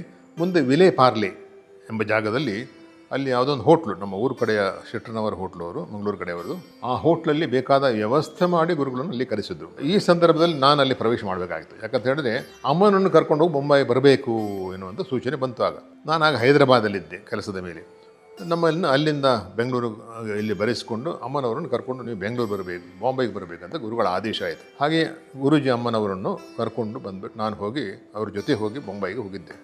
3 ದಿವಸ ಗುರುಗಳ ಜೊತೆ ನಾನಿದ್ದೆ. ಅಲ್ಲಿ ಎಷ್ಟು ವಿಶೇಷ ನಡೆಯುತ್ತಂತ ಹೇಳಿದರೆ ಬಹುಶಃ ಹೇಳಲಿಕ್ಕೆ ಶಬ್ದಗಳು ಇರಲಿಕ್ಕಿಲ್ಲ. ದಿನ ಸಾವಿರಾರು ಜನ ಬರೋರು, 1000, 2000, 3000, 4000 ಜನ ಬರೋರು. ಬೆಳಿಗ್ಗೆ ಗುರುಗಳು 9 ಗಂಟೆ ಸ್ನಾನ ಮಾಡಿ ಕೂತ್ರೆ ಮಧ್ಯಾಹ್ನ ಊಟ ಅಂತ ಇಲ್ಲ, ಆದರೆ 4 ಗಂಟೆಗೆ ಎಬ್ಬಿಸ್ಬಿಟ್ಟು ಅವ್ರನ್ನ ಏನಾದರೂ ಅವರಿಗೆ ಊಟ ಥರ ಕೊಡುವರು. ಮತ್ತೆ ಕೂತ್ರೆ ರಾತ್ರಿ 2 ಗಂಟೆ 3 ಗಂಟೆವರೆಗೆ, ಬೆಳಗಿನ ಜಾವ, ಮರುದಿವಸ ಬೆಳಗಿನ ಜಾವ. ಇಷ್ಟು ಜನ ಬರಲಿಕ್ಕೆ ಶುರು. ಬಂದವರಿಗೆಲ್ಲ ಅಲ್ಲಲ್ಲೇ ಪರಿಹಾರಗಳು, ಭೂತ ಪ್ರೇತ ಪಿಶಾಚಿಗಳು ಅಲ್ಲದೆ ಗಂಧರ್ವರು, ಯಕ್ಷರರು, ಕಿನ್ನರರು, ಕಿಂಪುರುಷರು, ಸಾಧ್ಯರು, ಸಿದ್ಧ್ಯರು, ಇವರು ಬೇರೆ ಬೇರೆ ರೂಪದಲ್ಲಿ ಬಂದು ಗುರುಗಳಿಗೆ ದರ್ಶನ ಕೊಟ್ಟು ಹೋಗೋರು. ಬೇರೆ ಬೇರೆ ವ್ಯಕ್ತಿಗಳಲ್ಲಿ ಬಂದು ಇವರು ಮಂತ್ರಾಲಯದ ರಾಘವೇಂದ್ರ ಸ್ವಾಮಿಗಳೇ ಎಂದು ಅಲ್ಲಿ ವರ್ಣಿಸಿ ಹೇಳುವವರು. ಇದನ್ನು ಕೊಂಡು ಬೊಂಬಾಯಿಯ ಭಕ್ತರೆಲ್ಲ ಬಹಳ ವಿಶೇಷವಾದಂಥ ನಾವೇ ಧನ್ಯರ ಅಂತ ತಿಳ್ಕೊಂಬಿಟ್ರು. ಆಮೇಲೆ ವರ್ಷ ಗುರುಗಳು ಅಲ್ಲಿ ಬೊಂಬಾಯಿಗೆ ಕರೆಯಲು ಪ್ರಾರಂಭ ಮಾಡಿದರು. ಪ್ರತಿ ವರ್ಷ ಬಂದು ಬೊಂಬಾಯಿಯಲ್ಲಿ ಗುರುಗಳು ಈ ಥರ ಸಾವಿರಾರು ಜನಗಳಿಗೆ ದರ್ಶನ ಕೊಟ್ಟು ಬಹಳಷ್ಟು ವ್ಯಾಧಿ ನಿವಾರಣೆಯನ್ನು ಕೂಡ ಬಾಂಬೆಯಲ್ಲಿ ಮಾಡಿದರು. ಇದೇ ಸಮಯದಲ್ಲಿ ಒಂದು ಹಂತ ಬರಬೇಕಾದ್ರೆ ಗುರುಗಳಿಗೆ ಆ, ಒಂದು ಸೂಚನೆ ಬಂತು. ಏನಂತ ಹೇಳಿದ್ರೆ, ನೋಡಪ್ಪ, ನಿನ್ನ ಸಮಯ ಜಾಸ್ತಿ ಇಲ್ಲ, ಇನ್ನು ಆಶ್ರಮಕ್ಕೆ ಮುಂದಿನ ವ್ಯವಸ್ಥೆ ಏನಾದರೂ ಮಾಡಬೇಕು ಅಂತೇಳಿ. ಆಗಿದ್ದಂಥ ಆಶ್ರಮ ಇಷ್ಟೇ ಇದೆ, ನಾವು ಏನು ಇಲ್ಲಿ ಮಾತಾಡ್ತಾ ಇದ್ದೀವಿ ಅಷ್ಟು ಬಿಟ್ಟರೆ ಬೇರೆ ಇರಲಿಲ್ಲ. ಹಿಂದುಗಡೆ ಸ್ವಲ್ಪ ಜಾಗ ಖಾಲಿತ್ತು. ಹಿಂದುಗಡೆ ಯಾವುದೊಂದು ಕಟ್ಟಡ ಮಾಡಿ ಅಲ್ಲಿ ಮುಂದೆ ಈ ಆಶ್ರಮ ಹೇಗೆ ನಡಿಬೇಕು ಅಥವಾ ನಡೀತಾ ಇರಬೇಕು ಅನ್ನುವಂಥ ಮಟ್ಟಿಗೆ ಒಂದು ವ್ಯವಸ್ಥೆ ಆಗಬೇಕು. ಅದಕ್ಕೆ ಹಿಂದುಗಡೆ ಒಂದು ಕಟ್ಟಡ ಕಟ್ಟಬೇಕು ಅನ್ನೋದು ಸೂಚನೆ ಬಂತು. ಸೊ ಅದಕ್ಕೋಸ್ಕರ ಗುರುಗಳು ಭಕ್ತರಲ್ಲಿ ಸೇರಿಕೊಂಡು ಎಲ್ಲ ಒಂದು ಗುಂಪು ಸೇರಿಕೊಂಡು ಮಂಗಳೂರು ಕಡೆ, ಬೊಂಬೈ ಕಡೆ, ಬೆಂಗಳೂರು ಕಡೆ ಇರುವಂಥ ಭಕ್ತರುಗಳು ಸೇರಿಕೊಂಡು ಅಲ್ಲಿ ಆದಷ್ಟು ಹಣ ಸಂಗ್ರಹ ಮಾಡಿ ಇಲ್ಲಿಂದ ಒಂದು ಕಟ್ಟಡ ಕಟ್ಟೋದು ಅಂತೇಳಿ ಒಂದು ಯೋಜನೆ ಬಂತು. ಆ ಪ್ರಕಾರ ಹಿಂದುಗಡೆ ಕಟ್ಟಡ ಕೂಡ ಕೆಲಸ ಪ್ರಾರಂಭವಾಯಿತು. ಈ ಕಟ್ಟಡದ ಕೆಲಸ ಪ್ರಾರಂಭವಾಗಲು ಒಂದು ಹಂತ ಆದಾಗ ಕಟ್ಟಡದ ಕೆಲಸ ನಿಲ್ಲಬೇಕಾಯಿತು. ಯಾಕಂದರೆ ಮತ್ತೆ ದುಡ್ಡಿನ ಅಭಾವ ಬಂತು. ಈಗ ಏನಪ್ಪ ಮಾಡೋದು ಒಂದು ಯೋಚನೆ ಮಾಡಿದಾಗ ಆಗ ಒಂದು ವಿಷಯ ನಡೀತು. ಒಂದು ವಿಶೇಷವಾದಂಥ ಒಂದು ಘಟನೆ ನಡೀತು ಆಶ್ರಮದಲ್ಲಿ. ಈ ಆಶ್ರಮಕ್ಕೆ ಒಬ್ಬರು ಭಕ್ತರು ಬರ್ತಾಯಿದ್ರು. ಅವರ ಹೆಸರು ಅನುರಾಧ ಅಂತೇಳಿ, ಅನುರಾಧ ಭಟ್ ಅಂತೇಳಿ. ಈ ಅನುರಾಧ ಅಮ್ಮನವರು ಇಲ್ಲಿ ಬರಬೇಕಾದ್ರೆ ಯಾವುದೋ ಒಂದು ಕಂಪ್ನಿಯಲ್ಲಿ ಕೆಲಸ ಮಾಡಿದ್ರು. ಕಂಪ್ನಿಯಲ್ಲಿ ಅವರೊಂದು ಮಾರ್ಬಲ್ ಫ್ಯಾಕ್ಟ್ರಿಯಲ್ಲಿ ಕೆಲಸ ಮಾಡ್ತಾಯಿದ್ರು. ಅವರು ಗುರುಗಳ ಹತ್ರ ಬರಬೇಕಾದ್ರೆ ವಿಶೇಷವಾದಂಥ ಭಕ್ತಿಯವರು. ಅವರು ಒಮ್ಮೆ ಕೇಳಿದ್ರು, ಈ ಗುರುಗಳು ಹೇಳಿದ್ರು, ನಮ್ಮದು ಭಾಳಷ್ಟು ತಾಪತ್ರಯಗಳಿದ್ದು, ಏನು ಮಾಡೋದು ಗೊತ್ತಿಲ್ಲ ಅಂತ ಹೇಳಿದಾಗ ಅವರು ಹೇಳಿದರು, ನಮ್ಮ ಕಂಪನಿಯ ಮಾಲೀಕರಿದ್ದಾರೆ, ಅವರಿಗೆ ಆಶ್ರಮಕ್ಕೆ ಬಂದು ಹೋಗ್ಬೇಕಂತ ಒಂದು ಇಚ್ಛೆ ಇದೆ, ಬಂದು ಕರ್ಕೊಂಡು ಬರಲ್ಲ, ಆದರೆ ಅವರು ಮುಸ್ಲಿಮರು ಆಗಬಹುದಾ ಅಂತ ಕೇಳಿದರು. ಗುರುಗಳು ಹೇಳಿದ್ರೆ, ನಮಗೆ ಏನು ತೊಂದರೆ ಇಲ್ಲಪ್ಪ, ಯಾಕಂದರೆ ರಾಯರಿಗೆ ಮುಸ್ಲಿಮರು ಒಂದೇ, ಕ್ರಿಶ್ಚಿಯನ್ರು ಒಂದೇ. ಮುಸ್ಲಿಮರು ಸೇವೆ ಮಾಡಿದವರು, ಕ್ರಿಶ್ಚಿಯನ್ರು ರಾಯರ ಸೇವೆ ಮಾಡಿದವರು, ಅದಕ್ಕೆ ಉದಾಹರಣೆಗಳು ಕೂಡ ಇದೆ, ಪರವಾಗಿಲ್ಲ, ನೀವು ಕರ್ಕೊಂಡು ಬನ್ನಿ. ಅವರು ಈ ವ್ಯಕ್ತಿಯನ್ನು ಕರ್ಕೊಂಡು ಬಂದರು. ಅವರ ಹೆಸರು SM ಅಲೀಮ್ ಅಂತೇಳಿ. ಸೊ ಬಹಳ ಹೊತ್ತು ಗುರುಗಳ ಜೊತೆ ಮಾತಾಡಿದ್ರು. ವಿಶೇಷವಾದ ಭಕ್ತಿಪೂರ್ವಕವಾಗಿ ಬಂದರು ಅವರು. ಗುರುಗಳಿಗೆ ನಮಸ್ಕಾರ ಮಾಡಿ ಫಲಪುಷ್ಪವನ್ನೆಲ್ಲ ಇಟ್ಟು ನಮಸ್ಕಾರ ಮಾಡಿದರು. ಆಮೇಲೆ ಹೇಳಿದ್ರು, ನಿಮ್ಮ ಹಿಂದ್ಗಡೆ ಏನು ಕಟ್ಟಡ ಆಗ್ತಾ ಇದೆ ಅಂತಲ್ಲ, ನಮಗೊಂದು ಸ್ವಲ್ಪ ನೋಡಬಹುದಾ ಅಂತ ಪ್ರಶ್ನೆ ಕೇಳಿದರು. ಸರಿ, ಹೋಗೋಣ ಅಂತೇಳಿ ಅವ್ನು ಕರ್ಕೊಂಡು ಹೋಗಿ ಹಿಂದೆ ಆಗುವಂಥ ಕಟ್ಟಡದ ಕಡೆನೇ ಅವ್ರು ಕರ್ಕೊಂಡು ಹೋದರು. ಅವರು ಎಲ್ಲವನ್ನು ನೋಡ್ಕೊಂಡು ಬಂದು ಪರಿಶೀಲನೆ ಮಾಡಿ ಬಂದು ಹೇಳಿದರು, ಗುರುಗಳೇ, ನೀವು ಇಚ್ಛೆ ಪಟ್ಟರೆ ನಮ್ಮ ಕಡೆಯಿಂದ ಒಂದು ಸಣ್ಣ ಸೇವೆ ಮಾಡ್ಬೋದಾ ಅಂತ ಹೇಳಿದ್ರು. ಆಗಲಿ, ಮಾಡ್ಬೋದು, ಏನು ತೊಂದರೆ ಇಲ್ಲ, ನಮಗೆ ಇದರ ಬಗ್ಗೆ ಏನು ಅಭ್ಯಂತರಗಳಿಲ್ಲ, ನೀವು ಮಾಡ್ಬೋದು, ಮಾಡಿದರೆ ನಿಮಗೆ ಶ್ರೇಯಸ್ಸಾಗುತ್ತೆ ಅಷ್ಟೇ ಅಂತ. ಸರಿ, ಹಾಗಾದರೆ ಈ ಹಿಂದ್ಗಡೆ ಕಟ್ಟಡಕ್ಕೆ ಮೊದಲನ ಮಹಡಿ ಇನ್ನು ಆಗಿತ್ತಷ್ಟೇ ಆಗಿ ಮೊದಲನ ಮಹಡಿಗೆ ನಾನು ಮಾರ್ಬಲ್ ಫ್ಲೋರಿಂಗ್ ನನ್ನ ಕಡೆಯಿಂದ ಇರಲಿ ಅಂತೇಳಿ ಅವರು ಅಲ್ಲಿ ಆಶ್ವಾಸನೆ ಕೊಟ್ಟರು ಗುರುಗಳು. ಆಗಲಿ, ನಿಮ್ಗೆ ಯಾವಾಗ ಅನುಕೂಲ ಆಗುತ್ತೆ, ಯಾವಾಗ ಇದಾಗ್ತದೆ ನೀವು ತರಿಸಿಕೊಡಿ, ನೀವೇ ಅದೇ ಬೇಕಾದ ಕೆಲಸ ನೀವು ಮಾಡಿಸಿ, ನಮ್ಮ ಇಂಜಿನಿಯರ್ಗಳು ಇಲ್ಲಿ ಬರ್ತಾ ಇರ್ತಾರೆ, ಅವರು ಹೇಳಿಬಿಟ್ಟು ಏನು ಮಾಡಬೇಕಂತ ನೀವು ಹೇಳಿ ಅಂತಬಿಟ್ಟು ಈ ವ್ಯಕ್ತಿ ರಾಜಸ್ಥಾನದಿಂದ ವಿಶೇಷವಾದಂಥ ಒಂದು ಮಾರ್ಬಲ್ ಕಲ್ಲುಗಳನ್ನು, ಅಲ್ಲಿಂದ ಭಾಳಷ್ಟು ಕಲ್ಲುಗಳನ್ನು ತರಿಸಿಬಿಟ್ಟು ಅಲ್ಲಿ ಮೇಲ್ಗಡೆ ಚಪ್ಪಡಿ ಅವರೇ ಹಾಕಿಸ್ಕೊಟ್ರೆ ಎಲ್ಲ. ಸುಮಾರು ಆಗಿನ ಕಾಲಕ್ಕೆ ಒಂದು 8-10 ಲಕ್ಷದ ಖರ್ಚಾಯಿತು ಅವರಿಗೆ. ಅಲ್ಲಿಗೆ 1ನೇ ಮಹಡಿ ಕೆಲಸ ಆಯಿತು. ಇನ್ನು 2ನೇ ಮಹಡಿ ಕೆಲಸ ಏನಪ್ಪ ಅಂತ ಒಂದು ಪ್ರಶ್ನೆ ಬಂತಲ್ಲಿ. 2ನೇ ಮಹಡಿ ಕೆಲಸ ಮಾಡಬೇಕಾದ ಅದೇ ಸಮಯದಲ್ಲಿ ಗುರುಗಳೊಬ್ಬರು ಶಿಷ್ಯರು, ಅವರು ಮೊದಲು ಮೆಡಿಕೇರಲ್ಲಿದ್ದವರು, ಡಾಕ್ಟರ್ ಒಬ್ಬರಿದ್ದರು. ಜರ್ಮನಿಯಲ್ಲಿ ಹೋಗಿ ಎಷ್ಟೋ ವರ್ಷಗಳು ಅಲ್ಲಿ ಪ್ರಾಕ್ಟೀಸ್ ಮಾಡ್ತಾಯಿದ್ರು, ಡಾಕ್ಟರ್ ಪ್ರಾಕ್ಟೀಸೇ ಮಾಡ್ತಾಯಿದ್ರು ಅವರು. ಅಲ್ಲಿ ಜರ್ಮನಿ ಹೆಂಗಸನ್ನು ಮದುವೆ ಆಗಿದ್ರು. ಅವರು ಕ್ರಿಶ್ಚಿಯನ್ ಹೆಂಗಸರು ಅವರು, ಆದರೂ ಗುರುಗಳ ಭಕ್ತರಾಗಿದ್ದರು ಅವರು. ಈ ಕ್ರಿಶ್ಚಿಯನ್ ಹೆಂಗಸು ಒಂದು ಸಲ ಆಶ್ರಮಕ್ಕೆ ಇದೇ ಸಂದರ್ಭದಲ್ಲಿ ಬಂದಿದ್ದರು ಅವರು. ಅವರ ಮಗಳಿಗೆ ಏನೋ ಒಂದು ತೊಂದರೆ ಇತ್ತು ಅವರಿಗೆ, ಯಾವುದೋ ರೀತಿ ಕಾಯಿಲೆ, ಅದು ಗುಣಮುಖ ಆಗುವಂಥ ಕಾಯಿಲೆ ಅಲ್ಲ. ಗುರುಗಳ ಹತ್ತಿರ ಬಂದಾಗ ಈ ಥರ ನಮ್ಮ ಸಮಸ್ಯೆಗಳಿದೆ, ಗುರುಗಳು ಏನಾದರೂ ಮಾಡ್ತಾರೆ ಅಂತ ಹೇಳಿದ್ರೆ, ಇರಲಿ ಒಂದು 3 ದಿವಸ ಇದ್ಬೇಡಿ ಅಂತ ಹೇಳ್ಬಿಟ್ಟು ಅದಕ್ಕೆ ಬೇಕಾದ ವ್ಯವಸ್ಥೆ ಮಾಡಿಬಿಟ್ಟು ಅವರು ಪೂರ್ಣ ಗುಣಮುಖರಾದರು. ಅದನ್ನು ನೋಡಿ ತಾಯಿಗೆ ವಿಶೇಷವಾದಂಥ ಸಂತೋಷ ಆಯಿತು. ಅವ್ರು ಹೇಳಿದ್ರು, ನಮ್ಮಿಂದ ಒಂದು ನಮ್ಮ ಕಡೆ ಒಂದು ಸೇವೆ ನಾವು ಮಾಡಲಿಕ್ಕೆ ನಾವು ತಯಾರಿದ್ದೀವಿ ಗುರುಗಳೇ, ನಿಮಗೆ 2ನೇ ಮಾಡಿ ಕಟ್ಟಡ ಇನ್ನು ಕೆಲಸ ಆಗಿರೋ ಅಂತ ನಾನು ಕೇಳಿದ್ದೇನೆ, ಅದರ ಕೆಲಸ ನನಗೆ ವಹಿಸ್ಕೊಡಿ, ನಾವು ಮಾಡಿಕೊಡ್ತೀನಿ ಅಂತೇಳಿ. ಹಾಗೆ 2ನೇ ಮಹಡಿ ಕಟ್ಟಡ ಕೆಲಸವನ್ನು ಅವರು ಮಾಡಿ ಅಲ್ಲಿ ಮೇಲ್ಗಡೆ 3 ರೂಮ್ಗಳು, ಬಾತ್ರೂಮ್ ಎಲ್ಲ ಇದ್ದುಕೊಂಡು ಬಂದಂಥ ಆಗಲೇ ಭಾಳಷ್ಟು ಜನ ಬಾಂಬೆ ಕಡೆಯಿಂದ ಬರುವವರು, ಅವ್ರಿಗೆ ಉಳ್ಕೊಳ್ಳೋ ವ್ಯವಸ್ಥೆ ಬೇಕಾಗಿತ್ತು. ಆಗ ಅದಕ್ಕೆ ಬೇಕಾದ ವ್ಯವಸ್ಥೆಯನ್ನು ಇವರೇ ಮಾಡಿಕೊಟ್ರು. ಆಗಿನ ಕಾಲಕ್ಕೆ ಒಂದು 10-15 ಲಕ್ಷ ಖರ್ಚಾಗಿತ್ತು ಅವರಿಗಾಗಲೇ. ಹಾಗೆ 2ನೇ ಮಹಡಿ ಕೆಲಸ ಕೂಡ ಆಯಿತು. ಇದು ಯಾಕಪ್ಪ ಅಂತ ಪ್ರಶ್ನೆ ಕೇಳಿದಾಗ ಗುರುಗಳು ಅಲ್ಲಿ ಧ್ಯಾನಸ್ಥರಾಗಿ ಹೋಗ್ತಾರೆ. ಆಮೇಲೆ ಹೇಳ್ತಾರೆ, ನೋಡಿ, ಇದೇ ರೀತಿಯ ಸೇವೆಗಳು ಮಂತ್ರಾಲಯದಲ್ಲಿ ನಡೆದಿದೆ.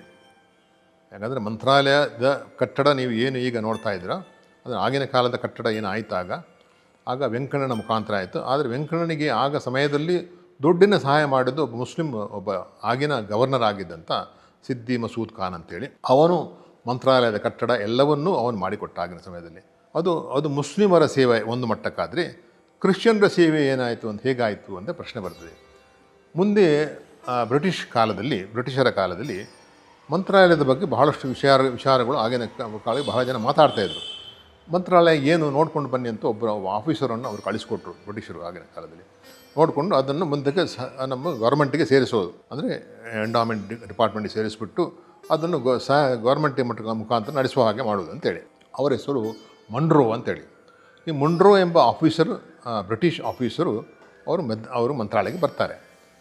ಬಂದುಬಿಟ್ಟು ಮಂತ್ರಾಲಯದ ಬಗ್ಗೆ ಕೇಳ್ತಾರೆ. ಅದು ಅವ್ರಿಗೆ ಗೊತ್ತಿದ್ದ ವಿಷಯವನ್ನು ಆಗಿನ ಜನಗಳು ತಿಳಿಸಿದ್ರು. ಸರ್, ಮಂತ್ರಾಲಯ ಈಗಿರುವಂಥ ರಾಯರ ವೃಂದಾವನದ ಬಳಿ ಬಂದಾಗ ಅವರು ಶೂ ಎಲ್ಲ ಬಿಚ್ಚಿಕೊಂಡು ವೃಂದಾವನದ ಹತ್ತಿರ ಹೋಗ್ಬಿಟ್ಟು ನಮಸ್ಕಾರ ಮಾಡಲಿಕ್ಕೆ ಹೋಗ್ತಾರೆ. ಹೋದಾಗ ಒಳಗಿಂದ ವೃಂದಾವನದ ಆ ಕಡೆಯಿಂದ ಯಾರೊಬ್ಬರು ವ್ಯಕ್ತಿ ಬಂದು ಒಬ್ಬ ಸ್ವಾಮಿಗಳು ಶಾಲೆ ಹಾಕಿದ್ದಾರೆ, ಬಹಳ ವಿಶೇಷವಾದ ಗಾಂಭೀರ್ಯವಾದಂಥ ಮುಖ, ನಡಿಗೆ ಎಲ್ಲ ಇದೆ, ಗಡ್ಡ ಎಲ್ಲ ಬಿಟ್ಟಿದ್ದಾರೆ. ಅವ್ರು ಬಂದುಬಿಟ್ಟು ಇವರಲ್ಲಿ ಇಂಗ್ಲೀಷಲ್ಲಿ ಮಾತಾಡ್ತಾರೆ. ಏನು ನೀವು ಎಲ್ಲಿಂದ ಬಂದಿರೋದು, ಏನು ಕಾರಣ? ಆಗ ಈ ಥರ ಇದೇ ವಿಷಯ ಇದೆ, ನಾವು ಇದನ್ನು ಗೌರ್ಮೆಂಟಿಗೆ ಸೇರಿಸ್ಬೇಕಂತ ಮಂತ್ರಾಲಯವನ್ನು, ಏನು ಹೇಳ್ತೀರ ನೀವು ಅಂತ. ಅದಕ್ಕೆ ಆಗ ಹೇಳಿದ್ರು, ನೋಡಪ್ಪ, ಈ ಮಂತ್ರಾಲಯ ಅದು ಹೇಗಾಯಿತು, ಅದು ಎಲ್ಲಿಂದ ಬಂತು, ಅದು ಯಾವ ರೀತಿ ನಡೀಲಿಕ್ಕಿದೆ ಅನ್ನೋ ವಿಷಯವನ್ನು ಆ ವ್ಯಕ್ತಿ ಮಾತಾಡ್ತದೆ ಇಂಗ್ಲೀಷಲ್ಲಿ. ಮಂತ್ರಾಲಯದ ಎಲ್ಲ ಚರಿತ್ರೆಯನ್ನು ಹೇಳಿ ಇದು ಗೌರ್ಮೆಂಟಿಗೆ ಸೇರುವ ಅವಶ್ಯಕತೆ ಇಲ್ಲ. ಯಾಕಂದರೆ ಇಲ್ಲಿ ಪೂಜೆ ಮಾಡೋದು ವ್ಯಕ್ತಿಗಳೆಲ್ಲ ಒಂದು ಗುಂಪಿದೆ. ಆ ಕುಟುಂಬದಸ್ಥರು ಮಾತ್ರ ಪೂಜೆ ಮಾಡಬೇಕಿಲ್ಲಿ. ಇನ್ನೊಂದು ವರ್ಗ ಇದೆ, ಅದು ಈ ದೇವಸ್ಥಾನ ನಡೆಸುವಂಥ ವರ್ಗ, ಪೀಠಾಧಿಪತಿಗಳಂತಾರೆ ಅವರಿಗೆ. ಅವರುಗಳು ಈ ದೇವಸ್ಥಾನ ನಡೆಸಬೇಕು, ಅದು ಬೇಕಾದ ಯೋಗ್ಯತೆ ಅವರಲ್ಲಿ ಇರಬೇಕು. ಇದೆಲ್ಲ ಎದ್ದುಕೊಂಡು ನಡ್ಕೊಂಡು ಬಂದ ವ್ಯವಸ್ಥೆ, ಇದೇನು ದುಡ್ಡು ಮಾಡುವಂಥ ಸಂಸ್ಥೆ ಅಲ್ಲ ಅಂತೇಳ್ಬಿಟ್ಟು ಅವರಿಗೆ ಮನದಟ್ಟಾಗುವಂತೆ ರಾಯರು ಮಾತಾಡ್ತಾರೆ. ಸರಿ ಅಂತ ಅವರಿಗೆ ಸಂತೋಷ ಆಯಿತು. ಹೋಗಬೇಕಾದ್ರೆ ಅವರಿಗೆ ಒಂದಿಷ್ಟು ಅಕ್ಷತೆಯನ್ನು ಕೊಡ್ತಾರೆ. ಅವರಿಗೆ ಈ ವ್ಯಕ್ತಿಗೆ ವಿಷಯ ಏನಂತ ಗೊತ್ತಿಲ್ಲ, ಯಾರು ಮಾತಾಡ್ತಾರೆ ಅಂತ. ಹೊರಗಿನವರಿಗೆ ಇಷ್ಟೆಲ್ಲ ಹೋಗ್ಬೇಕಾದ್ರೆ ಅವ್ರ ಜೊತೆ ಬಂದವರಿಗೆ ವಿಷಯ ಏನು ಅರ್ಥ ಆಗಲಿಲ್ಲ. ಅವನು ಕೆಳಗೆ ಬಂದು ಹೇಳ್ತಾನೆ, ಯಾರೋ ಸ್ವಾಮಿಗಳು ಬಂದು ಮತ್ತೆ ಮಾತಾಡಿದ್ರು ಅಂತೇಳಿ. ಯಾರಿಗೆ ಏನು ಕಾಣಲೇ ಇಲ್ಲ. ಈ ವ್ಯಕ್ತಿಗೆ ಮಾತ್ರ ಕಂಡಿತ್ತು, ಮಂಡ್ರೋ ಅಂತ ಹೇಳಿದವನಿಗೆ. ಅವನು ಮಧ್ಯಾಹ್ನದ ಅವನ ಏನು ಭೋಜನ ಇದೆಯಾ ಅದಕ್ಕೆ ಈ ಮಂತ್ರಾಕ್ಷತೆ ಹಾಕಿಬಿಟ್ಟು ಪ್ರಸಾದ ರೀತಿಯಲ್ಲಿ ಅದನ್ನು ಸ್ವೀಕಾರ ಮಾಡ್ತಾನೆ ಅಂತ ಲೆಕ್ಕ. ಮುಂದೆ ಅವನು ಮೆಡ್ರಾಸಿಗೆ ಬಂದುಬಿಟ್ಟು ಆಗಿನ ಗಜೆಟ್ಟಿಯಲ್ಲಿ ಬರೀತಾನೆ ಕ್ಲೀನಾಗಿ, ಮಂತ್ರಾಲಯ ಸರ್ಕಾರಕ್ಕೆ ಸೇರುವ ಹಾಗಿಲ್ಲ, ಇದು ಪ್ಯೂರ್ ಒಂದು ಪ್ರೈವೇಟ್ ಆಗಿ ನಡೆಯುವಂಥ ಒಂದು ಸಂಸ್ಥೆ, ಇದನ್ನು ಯಾವ ರೀತಿಯಲ್ಲೂ ಗೌರ್ಮೆಂಟ್ ಆಕ್ರಮಿಸುವ ಹಾಗಿಲ್ಲ ಅಂತ ಬರೆದುಬಿಟ್ಟು ಹೋಗ್ತಾನೆ. ಇದು ಅವನು ಮಾಡಿದಂಥ ವಿಶೇಷ ಸೇವೆ ಅಂತ ಲೆಕ್ಕ. ಮುಂದಿನ ದಿನಗಳಲ್ಲಿ, ಅಂದರೆ ಈಗಿನ ಕಾಲದಲ್ಲಿ ನಡೆಯುವಂಥ ವಿಷಯ ಏನಂತ ಹೇಳಿದ್ರೆ, ಇದೇ ಮಂಡ್ರೋ ಅವರ ಇಡೀ ಕುಟುಂಬವೇ ರಾಯರ ಭಕ್ತರಾಗಿಬಿಟ್ಟಿದ್ದಾರೆ. ಅವರ ತಲೆಮಾರಿನಿಂದ ಇದು 3ನೇ 4ನೇ ತಲೆಮಾರು ಕೂಡ ಈಗ ಮಂತ್ರಾಲಯ ಬಂದುಬಿಟ್ಟು ಪ್ರತಿ ವರ್ಷ ಬಂದು ಅಲ್ಲಿ ಪೂಜೆ ಮಾಡ್ಕೊಂಡು ಹೋಗ್ತಾರೆ. ಸೊ ಮುಸ್ಲಿಮರ, ಕ್ರಿಶ್ಚಿಯನರ ಯಾವ ರೀತಿ ಸೇವೆ ಅಲ್ಲಿ ನಡೆಯುತ್ತಾ, ಮಂತ್ರಾಲಯದ ರಾಯರ ಒಂದು ಸಾನ್ನಿಧ್ಯ ಇಲ್ಲಿ ಇರೋದಕ್ಕೋಸ್ಕರ ಈ ಆಶ್ರಮದಲ್ಲಿ ಇಲ್ಲಿ ಕೂಡ ಎರಡು ವರ್ಗಕ್ಕೆ ಸೇರಿದಂಥ ಜನಗಳ ಇಲ್ಲಿ ಸೇವೆ ನಡೆಯಿತು, ಮುಸ್ಲಿಮರದು ಹಾಗೂ ಕ್ರಿಶ್ಚಿಯನರು ಅಂತ ಗುರುಗಳದನ್ನು ವಿವರಣೆ ಮಾಡಿ ಹೇಳ್ತಾರೆ. ಸೊ ಹೀಗೆ ಒಂದು ರೀತಿಯಲ್ಲಿ ನೋಡಿದಾಗ ಬಹುಶಃ ಮಂತ್ರಾಲಯ ಇದು 2ನೇ ಮಂತ್ರಾಲಯ ಅಂತ ಹೇಳ್ಬೋದು. ಮಂತ್ರಾಲಯದ ಒಂದು ಭಾಗವೇ ಇಲ್ಲಿದೆ ಈ ಆಶ್ರಮದಲ್ಲಿ. ನೀವೇನು ಇಲ್ಲಿ ನೋಡ್ತಾ ಇದ್ದೀರಾ, ಇಲ್ಲಿ ಕೂತಿದ್ದೀರಾ, ನಾವುಗಳೆಲ್ಲ ಭಾಗ್ಯವಂತರು. ಅದು ಯಾರೇ ಇರ್ಬೋದು, ಎಲ್ಲ ಭಕ್ತಾದಿಗಳು ಬಂದವರೆಲ್ಲ ಯಾರೆಲ್ಲ ಗುರುಗಳ ದರ್ಶನ ಮಾಡಿದ್ರು ಅವರೆಲ್ಲ ರಾಯರ ದರ್ಶನ ಮಾಡಿದ ಹಾಗೆ, ಇದರ ಬಗ್ಗೆ ಯಾವ ಸಂಶಯವೇ ಇಲ್ಲ. ಹಾಗಾಗಿ ಇದು ವಿಶೇಷವಾದಂಥ ಜಾಗ. ಒಂದು ವಿಷಯವನ್ನು ನಾನು ನಿಮಗೆ ಹೇಳಬೇಕಂತಿದ್ದೇನೆ, ಬಹಳ ಮುಖ್ಯವಾದ ವಿಷಯ. ಇದರಲ್ಲಿ ಪ್ರವೇಶ ಮಾಡಬೇಕಾಗ್ತದೆ. ಯಾಕಂತ ಹೇಳಿದ್ರೆ ನಾನು ಇದ್ದಾಗ ನಡೆದಂಥ ಒಂದು ಘಟನೆ. ನಾನಾಗಿ ಊರಲ್ಲಿದ್ದೆ, ವ್ಯವಹಾರ ಮಾಡ್ಕೊಂಡು ಊರಲ್ಲಿದ್ದೆ. 1998ರ ಸಮಯ, 1998. ಎರಡು ಗುರುಗಳು ಶರೀರ ಬಿಟ್ಟದ್ದು 2003ನೇ ಇಸವಿಯಲ್ಲಿ.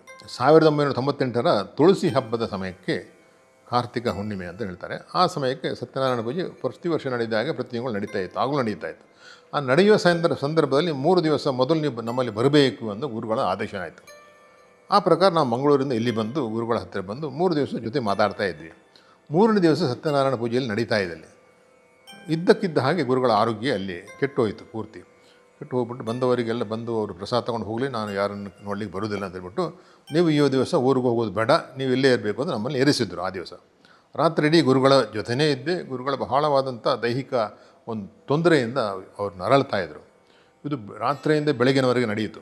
ಬೆಳಗಿನ ಜಾವಕ್ಕೆ ಒಂದು 5 ಗಂಟೆ ಹೊತ್ತಿಗೆ ಗುರುಗಳು ಹೇಳಿದ್ರು, ಇನ್ನು ತೊಂದರೆ ಎಲ್ಲ ಸರಿಯಾಗ್ತಾ ಇದೆ, ಸದ್ಯಕ್ಕೆ ಪ್ರಾಣಾಂತಿಕವಾದಂಥ ತೊಂದರೆ ಹೋಯಿತು, ಅದು ನೀವು ಸ್ವಲ್ಪ ರೆಸ್ಟ್ ಇಲ್ಲೇ ಮಲ್ಕೊಳ್ಳಿ ಸ್ವಲ್ಪ, ಆಮೇಲೆ ಎದ್ದ ನಂತರ ಆಮೇಲೆ ಮಾತಾಡೋಣ ಅಂತೇಳಿ.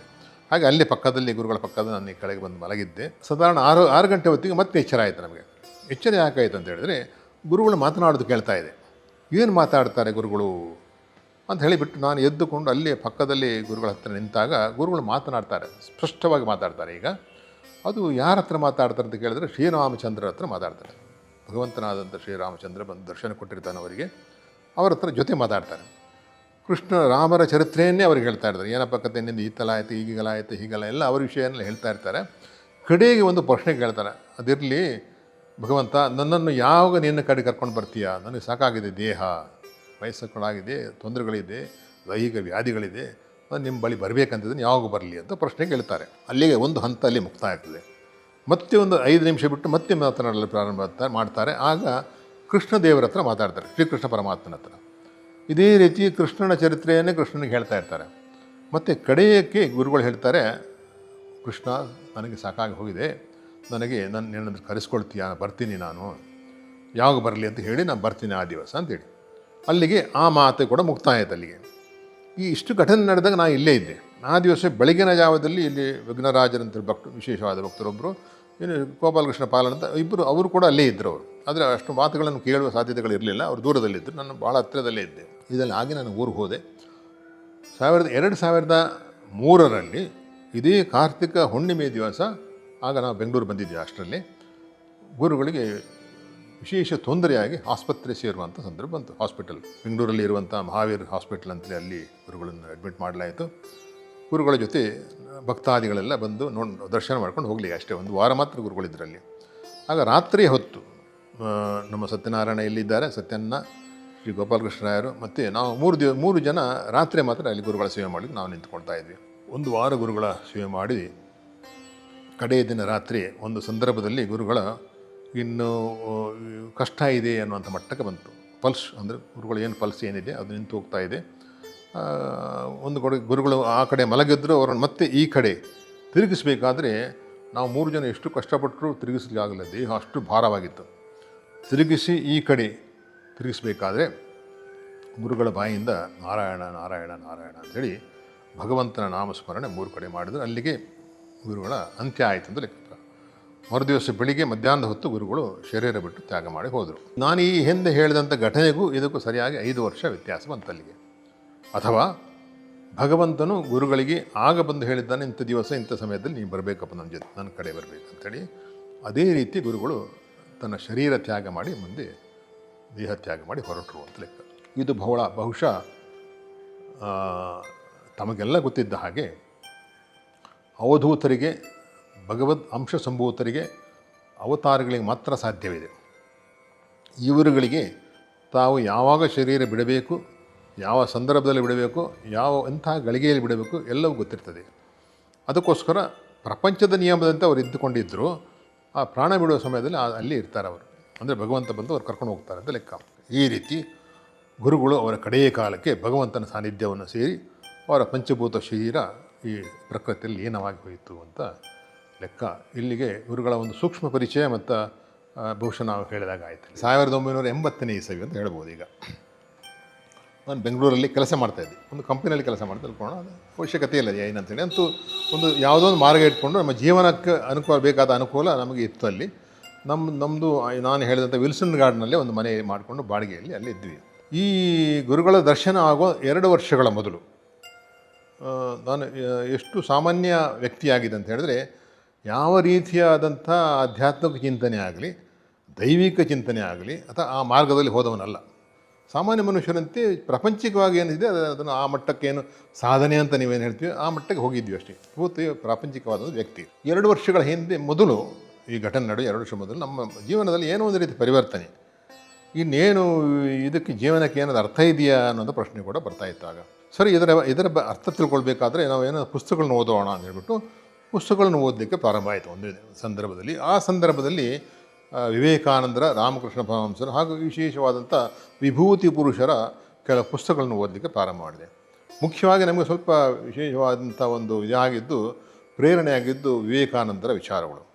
ಭಾರತದಲ್ಲಿದ್ದುಕೊಂಡು ಅಮೇರಿಕಾದಲ್ಲಿದ್ದು ಹೋಗಿ ಅಲ್ಲಿ ಮಾಡಿದಂಥ ಪ್ರವಚನಗಳು. ಅದೇ ರೀತಿ ಎಲ್ಲಕ್ಕಿಂತಲೂ ಅದರ ಮೂಲದಲ್ಲಿ ಯಾರಿದ್ದಾರೆ, ರಾಮಕೃಷ್ಣ ಪರಮಹಂಸರು. ಸೊ ಅವರು ಗುರುಗಳಾಗಿದ್ದು ಶಿಷ್ಯರಾದಂಥ ಇವರು ಮಾಡಿದ ಕೆಲಸಗಳು ನೋಡಿದಾಗ ಗುರುಮುಖೇನ ಆದಂಥ ಒಂದು ಕೆಲಸಗಳ ಒಂದು ವಿಷಯ ನಮಗೆ ಬಹಳ ಮನಸ್ಸಿಗೆ ಹಿಡಿಯಿತು. ಈ ರೀತಿ ಯಾರಾದರೂ ಗುರುಗಳು ಸಿಕ್ಕಿದ್ರೆ ನಮಗೂ ಏನೋ ಒಂದು ಮಟ್ಟಕ್ಕೆ ಹೋಗ್ಲಿಕ್ಕೆ ಆಗುತ್ತಲ್ಲ. ವಿವೇಕಾನಂದರ ಒಂದು ಹೆಸರು ಹೇಳಲಿಕ್ಕೆ ಯೋಗ್ಯತೆ ಇಲ್ಲದ್ರು ಏನಾದರೂ ಆ ಮಟ್ಟಕ್ಕೆ ಹೋಗ್ಬಿಟ್ಟು ಏನೋ ಒಂದು ಸಾಧನೆ ಮಾಡಲಿಕ್ಕೆ ಆಗುತ್ತಲ್ಲ ಅಂತ ಮನಸ್ಸಲ್ಲಿ ಒಂದು ಭಾವನೆ. ಒಂದು ಮನೆಯಲ್ಲಿ ಒಂದು ಘಟನೆ ನಡೆಯಿತು, 2 ವರ್ಷಗಳಿಂದ ನಡೆದ ವಿಷಯಗಳು. ನಮ್ಮ ನಾವು ಒಂದು ದಿವಸ ರಾತ್ರಿ ಮನೆ ಬಿಟ್ಟು ಇನ್ನೊಂದು ಊರಿಗೆ ಹೋದ್ವಿ, ಶಿರಸಿ ಅಂತ ಜಾಗಕ್ಕೆ ಹೋದ್ವಿ. ಅಲ್ಲಿ ಹೋದಾಗ ನಮ್ಮ ಮನೆ ಕಳವಾಗಿ ಮನೆಯಲ್ಲಿದ್ದ ಎಲ್ಲ ಸಾಮಾನುಗಳು ಹೋಯಿತು. ವಿಶೇಷವಾಗಿ ಆಭರಣಗಳು ಎಲ್ಲ ವಸ್ತುಗಳು ಹೋಯಿತು. ಆಗಿನ ಕಾಲಕ್ಕೆ ಸಾಧಾರಣ 65 ಸವರನ್ ಇದೆ. ಈಗಿನ ಲೆಕ್ಕ ನಮಗೆ ಹಿಡಿಯಲಿಕ್ಕೆ ಸಾಧ್ಯ ಇಲ್ಲ. ಈಗಿನ ಲೆಕ್ಕದಲ್ಲಿ ಕೋಟಿ ಆಯ್ತದು. ಅಷ್ಟು ಆಭರಣಗಳು ಹೋಯಿತು, ನಮ್ಮ ಬಂಗಾರ ಹೋಯಿತು, ಎಲ್ಲ ವಸ್ತುಗಳು ಹೋಯಿತು. ಬಹಳ ಯೋಚನೆಯಲ್ಲಿದ್ದು ಅದಕ್ಕೆ ಪೊಲೀಸ್ಗಳು ಬಂದು ಎಲ್ಲ ಆಯಿತು. ಕಡೆಗೆ ಕೇಸು ಅದಕ್ಕೆ ಯಾವ ರೀತಿಯ ಪರಿಣಾಮ ಕೂಡ ಬೀರಲಿಲ್ಲ. ಈ ಸಂದರ್ಭದಲ್ಲಿ ನಮಗೆ ಯಾವುದೋ ಒಂದು ರೀತಿ ವೈರಾಗ್ಯ ಬಂತು. ಆಗಲೇ ನಾನು ನನ್ನ ಧರ್ಮಪತ್ನಿಗೆ ಹೇಳಿದೆ, ನಡೆದಂಥ ಘಟನೆಯಿಂದ ಮುಂದೆ ಏನೋ ಒಂದು ಘಟನೆ ವಿಶೇಷ ನಡೀಲಿಕ್ಕಿದೆ. ನಾವು ಏನನ್ನು ಕಳ್ಕೊಳ್ಳೋದೆಯೋ ಅದಕ್ಕಿಂತ 10 ಪಟ್ಟು 100 ಪಟ್ಟು ಏನೋ ನಮಗೆ ಸಿಗಲಿಕ್ಕಿದೆ. ಅದು ಏನಂತ ನನಗೆ ಗೊತ್ತಿಲ್ಲ, ಈ ಸಮಯದಲ್ಲಿ ಹೇಳಲಿಕ್ಕೆ ಸಾಧ್ಯ ಇಲ್ಲ. ಅಂತೂ ಏನೋ ನಡೀಲಿಕ್ಕಿದೆ, ಅದಕ್ಕೋಸ್ಕರ ಈ ಘಟನೆ ಅದರ ಮೂಲ ಉದ್ದೇಶ ಇರ್ತದೆ ಅಂತ ಹೇಳಿ. ಈ ಸಂದರ್ಭದಲ್ಲಿ ಒಂದು ದಿವಸ ಮಧ್ಯಾಹ್ನ ಕೆಲಸ ಮುಗಿಸ್ಕೊಂಡು ಬಂದು ಮನೆಯಲ್ಲಿ ನಾನು ಬ್ಯಾಗ್ ಇಟ್ಕೊಂಡು ಮಲಗಿದ್ದಲ್ಲಿ 4 ಗಂಟೆಗೆ ಹೇಳ್ಬೇಕು, ಮತ್ತೆ ಎದ್ದುಕೊಂಡು ಮತ್ತೆ ಕೆಲಸಕ್ಕೆ ಹೋಗ್ಬೇಕು. ಆ ಸಮಯದಲ್ಲಿ ಮಧ್ಯಾಹ್ನ ಊಟ ಮಾಡಿ ಮಲಗಿದ ತಕ್ಷಣ ಅಲ್ಲಿ ಬೆಲ್ ಒತ್ತಿದ ಶಬ್ದ ಆಯಿತು. ಬಾಗಿಲು ತೆಗೆದಾಗ ಯಾರೊಬ್ಬರು ಸ್ವಾಮಿಗಳು ಬಂದಿದ್ದರಲ್ಲಿ. ನಮಸ್ಕಾರ ಮಾಡಿದ್ಲು ಅವಳು. ಏನು ಸ್ವಾಮಿಗಳು, ನಮಗೆ ಯಜಮಾನರಿದ್ದರೆ ನೋಡಬೇಕಿತ್ತು, ಮಾತಾಡಲಿಕ್ಕಿತ್ತು. ಈಗ ಬೇಡ, ನೀವು ಅವ್ರಿಗೆ ಮಲಗಿರ್ತಾರೆ, ಈಗ ಹೇಳೋದಿಲ್ಲ ಅವರು, 4 ಗಂಟೆ ಬೇಕಾದ್ರೆ ಬನ್ನಿ, ಅವರು ಆಗ ಸಿಗ್ತಾರೆ ಅಂತೇಳಿ. ಏನು ಹೇಳಿ ಬಂದವ್ರು ಹೋಗ್ತಾರೆ ಅಂತ ತಿಳ್ಕೊಂಬಿಟ್ಲು ಅವಳು ಕೂಡ. 4 ಗಂಟೆ ಸರಿ ಅಷ್ಟರಲ್ಲಿ ವಿಷಯ ಹೇಳಿದ್ರು ನನಗೆ. ಹೇಳಿದ್ರು, ಯಾರಪ್ಪ ಈ ಥರ ಅಂದರೆ ಆಗೆಲ್ಲ ಸಾಧು ಸಂತರ ಹೆಸರಲ್ಲಿ ಮೋಸಗಾರರು ಜಾಸ್ತಿ ಇರ್ತಾರೆ. ಅದು ಕೂಡ ಅದರಿಂದಾಗಿ ನಾವು ಸ್ವಲ್ಪ ದೂರ ಇತ್ತು ಆ ಮಟ್ಟದಲ್ಲಿ. 4 ಗಂಟೆ ಸರಿಯಾಗಿ ಮತ್ತೆ ಗಂಟೆ ಬಾರಿಸಿತು. ಬಾಗಿಲು ತೆಗೆದಾಗ ಒಬ್ಬ ವಯಸ್ಸಾದ ಸ್ವಾಮಿಗಳೊಬ್ಬರು ನಿಂತಿದ್ರಲ್ಲಿ. ಗಡ್ಡ ಬಿಟ್ಟು ಬಿಳಿಯಾದ ಗಡ್ಡ ಇದೆ, ಕಾವಿ ಶಾಟಿ ಧರಿಸಿದ್ರು, ಕಾವಿ ಬಟ್ಟೆ ಹಾಕಿದ್ರು. ಬನ್ನಿ ಒಳಗೆ ಬನ್ನಿ ಅಂತ ಕೂರಿಸಿ ಹೇಳಿದೆ. ನಮ್ಮ ಮನಸ್ಸಲ್ಲಿ ಆಗಲೇ ಏನೋ ವಿಶೇಷ ಇದೆ ಇದರಲ್ಲಿ, ಸುಮ್ಮ ಬಂದಿರಲಿಕ್ಕಿಲ್ಲ ಅಂತ ಒಂದು ಭಾವನೆ ಅಷ್ಟೇ, ಬೇರೆ ಇಲ್ಲ. ತುಂಬ ಹೊತ್ತು ಮಾತಾಡಿದಾಗ ಅವರು ಹೇಳಿದರು, ನಾವೊಂದು ಗುರುಗಳಿಗೆ ಸೇವೆ ಮಾಡ್ತಾಯಿದ್ದೀನಿ, ನಿಮಗೆ ಇಷ್ಟ ಇದ್ದರೆ ಬೇಕಾದ್ರೆ ಬರ್ಬೋದು, ನೋಡಿ ಒಂದು ಪುಸ್ತಕ ಇದೆ, ಸಣ್ಣದ ಭಜನೆ ಪುಸ್ತಕ ಏನು ಕೊಟ್ಟರು ಕಾಣ್ತಾರೆ, ಅಥವಾ ಒಂದು ಶೀಟ್ ಕೊಟ್ಟಿರ್ಬೋದು. ಇದರಲ್ಲಿ ಗುರುಗಳ ಸ್ವಲ್ಪ ವಿಚಾರ ಇದೆ, ನೋಡಿಕೊಂಡು ನಿಮ್ಗೆ ಇಷ್ಟ ಇದ್ದರೆ ಬಂದು ಅವರ ದರ್ಶನ ಮಾಡ್ಕೊಂಡು ಹೋಗ್ಬೋದು. ನಾವು 7 ವರ್ಷ ಬಹಳ ವರ್ಷಗಳಿಂದ ಸೇವೆ ಮಾಡ್ತಾಯಿದ್ವಿ, ನಮ್ಮ ಹಾಗೆ ಬಹಳ ಜನ ಭಕ್ತರು ಅಲ್ಲಿ ಸೇವೆ ಮಾಡ್ಕೊಂಡು ಇದ್ದಾರೆ, ಇಷ್ಟು ಹೇಳಿದರು. ಅವ್ರು ಹೋದ ನಂತರ ಮತ್ತೆ ಯೋಚನೆ ಬಂತು, ಸುಮ್ಮಗೆ ಇವ್ರು ಬಂದಿರಲಿಕ್ಕಿಲ್ಲ, ಇದರ ಹಿನ್ನೆಲೆಯಲ್ಲಿ ಯಾವುದೋ ಒಂದು ವಿಷಯ ಇದೆ, ಯಾವುದೋ ಒಂದು ಶಕ್ತಿ ಕೆಲಸ ಮಾಡ್ತಾಯಿದೆ, ಸರಿ ಹೋಗೋಣ ಅಂತ ಅವಳು ಹೇಳಿದ್ರೆ, ಹೋಗೋಣ ಖಂಡಿತ ನನಗೂ ಇಷ್ಟ ಇದೆ ಅಂತೇಳಿ. 1980ರಲ್ಲಿ ಸೆಪ್ಟೆಂಬರ್ ತಿಂಗಳೇನ ಇರಬಹುದು, ಗುರುಗಳ ಪ್ರಥಮ ದರ್ಶನ ಈ ಆಶ್ರಮದಲ್ಲಿ ಆಯಿತು. ಈ ದರ್ಶನದ ಬಗ್ಗೆ ನಾವು ಜಾಸ್ತಿ ಮಾತಾಡೋದಿಲ್ಲ, ಯಾಕಂದರೆ ಅದು ಅನುಭವ. ಮೊಟ್ಟ ಮೊದಲಿಗೆ ಗುರುಗಳನ್ನ ಕಂಡಾಗ ನನಗೆ ಕಂಡಂಥ ಅನುಭವ ನನಗೆ ಆದಂಥ ಅನುಭವ ಅಂತ ಹೇಳಿದ್ರೆ, ಎಲ್ಲೋ ಸ್ವರ್ಗಲೋಕದಿಂದ ಯಾರೋ ಬಂದಿದ್ದಾರೆ, ಭಗವಂತನ ಒಂದು ಅಂಶದಲ್ಲಿ ಬಂದಿರ್ತಾನೆ, ಅಥವಾ ಯಾರೋ ತಪಸ್ಸುಗಳು, ಸಾಧುಗಳು, ಸಂತರುಗಳು, ದೊಡ್ಡ ವಿಜ್ಞಾನಿಗಳಂತ ನಾವು ಹಿಂದಿನ ಕಾಲದಲ್ಲಿ ನಾವು ಏನು ಹೆಸರು ಹೇಳಿದೆವೋ, ಅದು ನಮ್ಮ ವಿಶ್ವಾಮಿತ್ರ ಇರ್ಬೋದು, ವಸಿಷ್ಠರು ಇರ್ಬೋದು, ಅತ್ರಿ, ಅನಸೂಯ, ಇವರುಗಳನ್ನ ನಾವು ಕೇಳಿದ್ವಿ ಅಷ್ಟೇ. ಅವರ ಮಟ್ಟಿಗೆ ಯಾರೋ ಇದ್ದವರು ಈಗಿನ ಕಾಲದಲ್ಲಿ ಇರಲಿಕ್ಕೆ ಸಾಧ್ಯ ಅಂತ ಹೇಳಿದ್ರೆ, ಇದ್ದರೆ ಬಹುಶಃ ಈ ಥರ ಇರಬಹುದು, ಇದೊಂದು ಭಾವನೆ ಬಂದಿತ್ತು. ಒಂದಿಗೆ ಮನಸ್ಸು ಪರಿವರ್ತನೆ ಆಗ್ತಾಯಿತ್ತು ಆಗಲ. ಅಷ್ಟರಲ್ಲಿ ಒಂದು ಗಂಟೆ ನಾವು ಗುರುಗಳ ಜೊತೆ ಇದ್ದಾಗ ಮನಸ್ಸು ಪೂರ್ತಿ ಪರಿವರ್ತನೆ ಆಗಿ ನನ್ನಲ್ಲಿದ್ದಂಥ ಒಳಗಿದ್ದಂಥ ಅಹಂಕಾರ ಏನಿದ್ದರೂ ಪೂರ್ತಿ ನಂದು ಅದು ಕೆಳಗೆ ಬಿದ್ದಿತ್ತು ಆಗಲಿ. ಅಲ್ಲಿ ಗುರುಗಳಿಗೆ ಪಾದಗಳಿಗೆ ನಾನು ನಮಸ್ಕಾರ ಮಾಡಿದ್ದೆ. ಗುರುಗಳು ನಮಗೆ ಅನುಗ್ರಹ ಮಾಡಿದರು.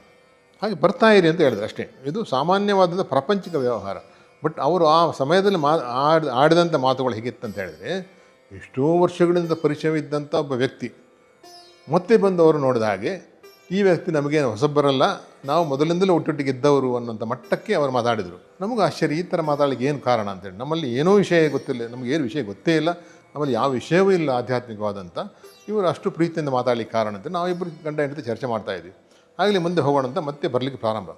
ಅಲ್ಲಿಂದ ಆದಂಥ ನಮ್ಮ ಒಂದು ನಂಟು ಅಂತ ನೀವು ಹೇಳ್ತೀವಿ, ಗುರು ಶಿಷ್ಯರ ಒಂದು ಬಾಂಧವ್ಯ ಅಂತ ನೀವು ಹೇಳ್ಬೋದು, ಅದು ಪ್ರಾರಂಭ ಆಯಿತು. ಅದು ಆದಂಥ ಆ ನಂಟು ಮತ್ತೆ ಯಾವತ್ತೂ ಬಿಡಲೇ ಇಲ್ಲ. ಪ್ರತಿನಿತ್ಯವೂ ದಿನ ಬಂದಾಗ ಹೊಸ ವಿಚಾರನ ತಿಳಿತಾ ಇದ್ದೆ, ಹೊಸ ವಿಚಾರ ಕೇಳ್ತಾ ಇದ್ದೆ, ಹೊಸ ಘಟನೆಗಳನ್ನು ಇಲ್ಲಿ ನೋಡಿ ಆಶ್ಚರ್ಯ ಸಂಭೂತನಾಗಿದ್ದೆ.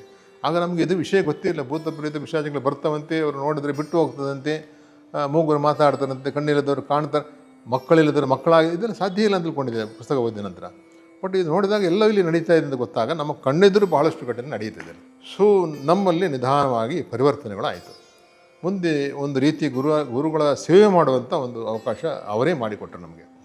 ಹಾಗಾಗಿ ಆ ಸೇವೆಯ ಮುಖೇನ ನಾವು ಗುರುಗಳ ಒಂದು ಮಟ್ಟಕ್ಕೆ ಅವರ ಬಾಯಿಂದ ನೀವು ನಮ್ಮ ಶಿಷ್ಯರು ಅಂತ ಹೇಳಿಸುವ ಮಟ್ಟಿಗೆ ಅದು ಬಂತು. ಅದಕ್ಕಿಂತ ದೊಡ್ಡ ಸನ್ಮಾನವಾಗಲಿ ದುಡ್ಡು ಕಾಸುಗಳಿರಲಿ ಯಾವುದೂ ನಮಗೆ ಅವಶ್ಯಕತೆ ಇದೆ. ಯಾಕಂದರೆ ಅವರ ಒಂದು ಅನುಗ್ರಹ ಸಾಕು. ಅಂದರೆ ಗುರುಗಳು ಅನುಗ್ರಹ ಮಾಡಿದರೆ ರಾಯರು ಅನುಗ್ರಹ ಮಾಡಿದಾಗೆ, ರಾಯರು ಅನುಗ್ರಹ ಮಾಡಿದರೆ ಭಗವಂತನ ಜೊತೆಗಿದ್ದಾನಂತ ಲೆಕ್ಕ. ಹಾಗಾದರೆ ಗುರುಗಳ ಹೇಳಿಕೆ ಅಂತೆ ರಾಘವೇಂದ್ರ ಸ್ವಾಮಿಗಳು ಭಗವಂತನ ಪಾದದ ಬಳಿ ಇರುವವರು ಒಂದು ಸ್ಪಷ್ಟವಾಗಿ ಎಷ್ಟೋ ಸಲ ಹೇಳಿದ್ದಾರೆ. ಸೊ ರಾಯರು ಭಗವಂತನ ಜೊತೆ ಇದ್ದಾರೆ ಎನ್ನುವಂಥ ಮಾತು ಅಲ್ಲಿ ಸ್ಪಷ್ಟವಾಯಿತು. ಅಥವಾ ಗುರುಗಳು ಭಗವಂತನ ಜೊತೆ ಇದ್ದವರು ಅನ್ನೋ ಮಾತು ಕೂಡ ಇದರಿಂದ ನಾವು ತಿಳ್ಕೊಳ್ಬಹುದು. ಅಥವಾ ಪದ್ಮಾನಂದ ಗುರುಗಳೇ ಭಗವಂತನ ಸಾನ್ನಿಧ್ಯದಲ್ಲಿ ಇದ್ದಾರೆ ಎನ್ನೋ ಮಾತು ಕೂಡ ಸ್ಪಷ್ಟ ಆಯಿತು. ಅಂಥವರ ದರ್ಶನ ಮಾಡೋದೇ ಭಾಳ ದೊಡ್ಡ ವಿಷಯ.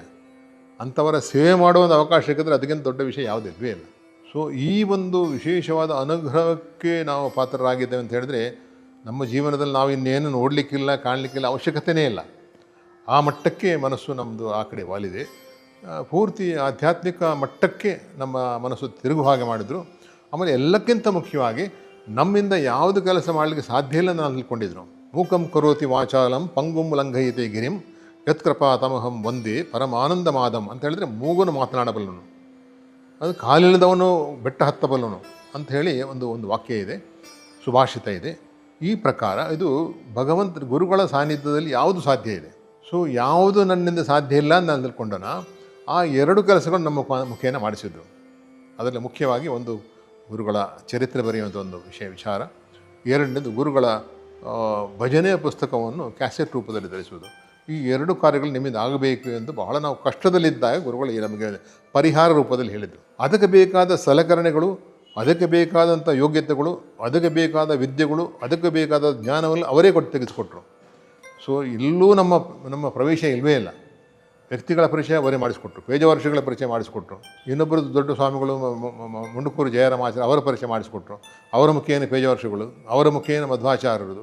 ಈ ರೀತಿ ಒಂದೊಂದು ರೀತಿ ಒಬ್ಬರ ಪರಿಚಯ ಮಾಡಿಸ್ಕೊಂಡು ದೊಡ್ಡ ದೊಡ್ಡ ವ್ಯಕ್ತಿಗಳ, ದೊಡ್ಡ ದೊಡ್ಡ ವಿಭೂತಿ ಪುರುಷರ, ದೊಡ್ಡ ದೊಡ್ಡ ಅವತಾರಿಗಳ ಒಂದು ಪರಿಚಯನ ಮಾಡಿಸ್ಕೊಡ್ಬೇಕಾದ್ರೆ ಅದು ಗುರುಮುಖೇನ ನಡೆಯಿತು, ಇವರ ಅನುಗ್ರಹದಿಂದ ನಡೆಯಿತು.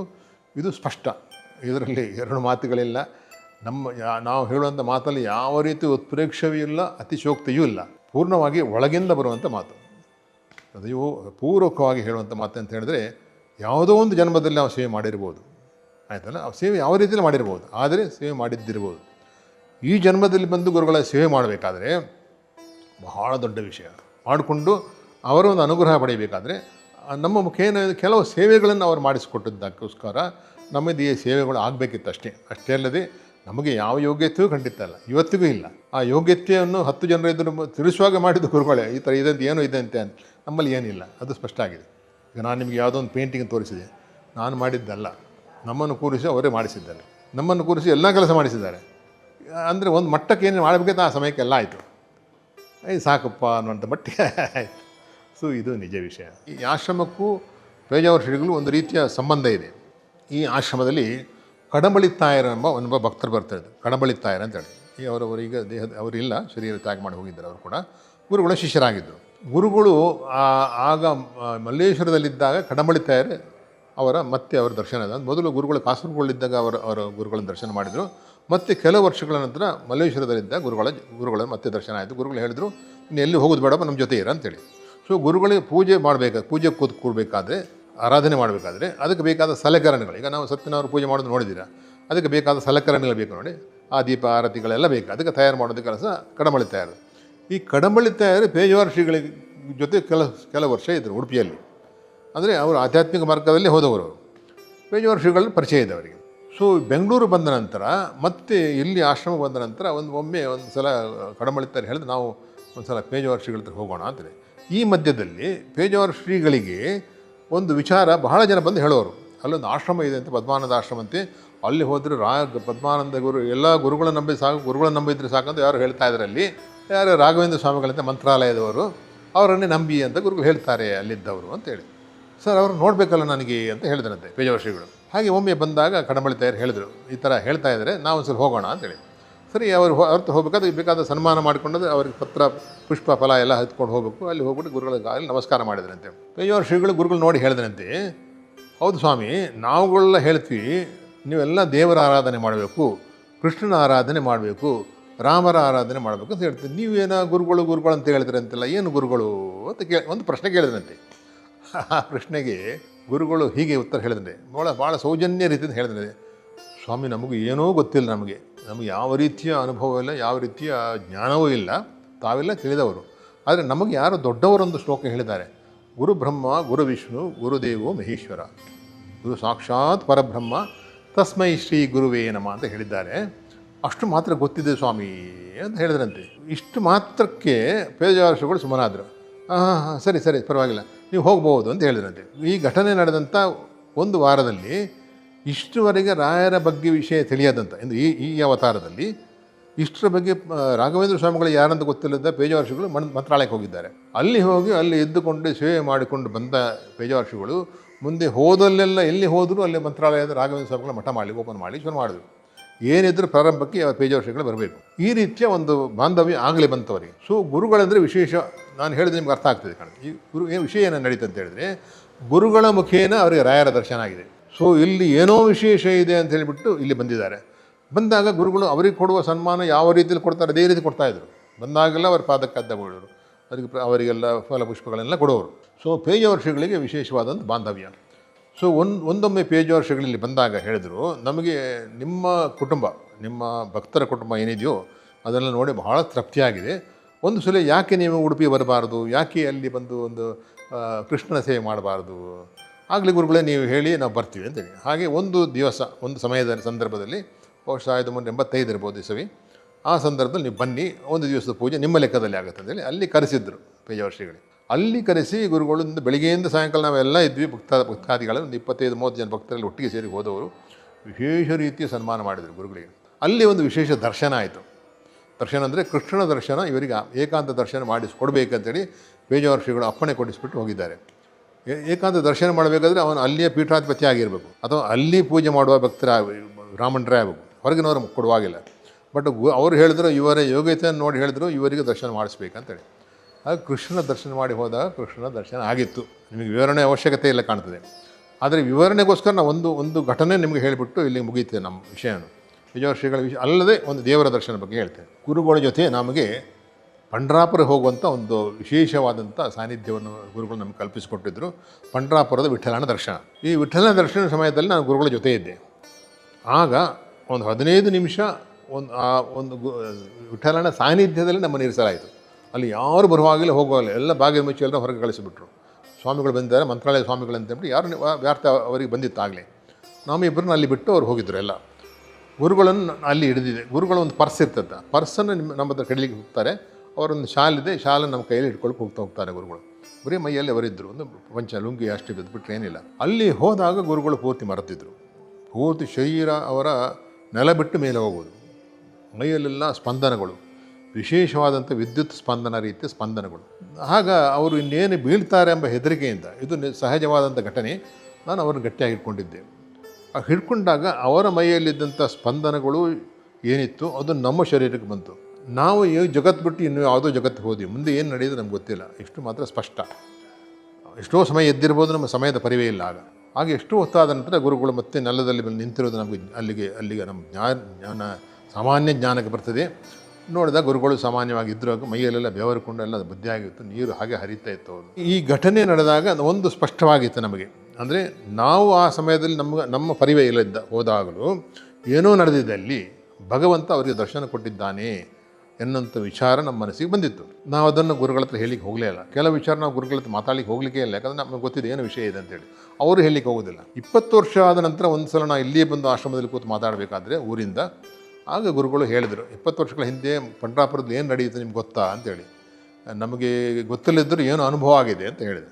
ಆಗ ಗುರುಗಳು ಸ್ಪಷ್ಟವಾಗಿ ಹೇಳಿದರು, ಕೃಷ್ಣ ಬಂದು ದರ್ಶನ ಕೊಟ್ಟಿದ್ದ ನನಗೆ ಅಲ್ಲಿ.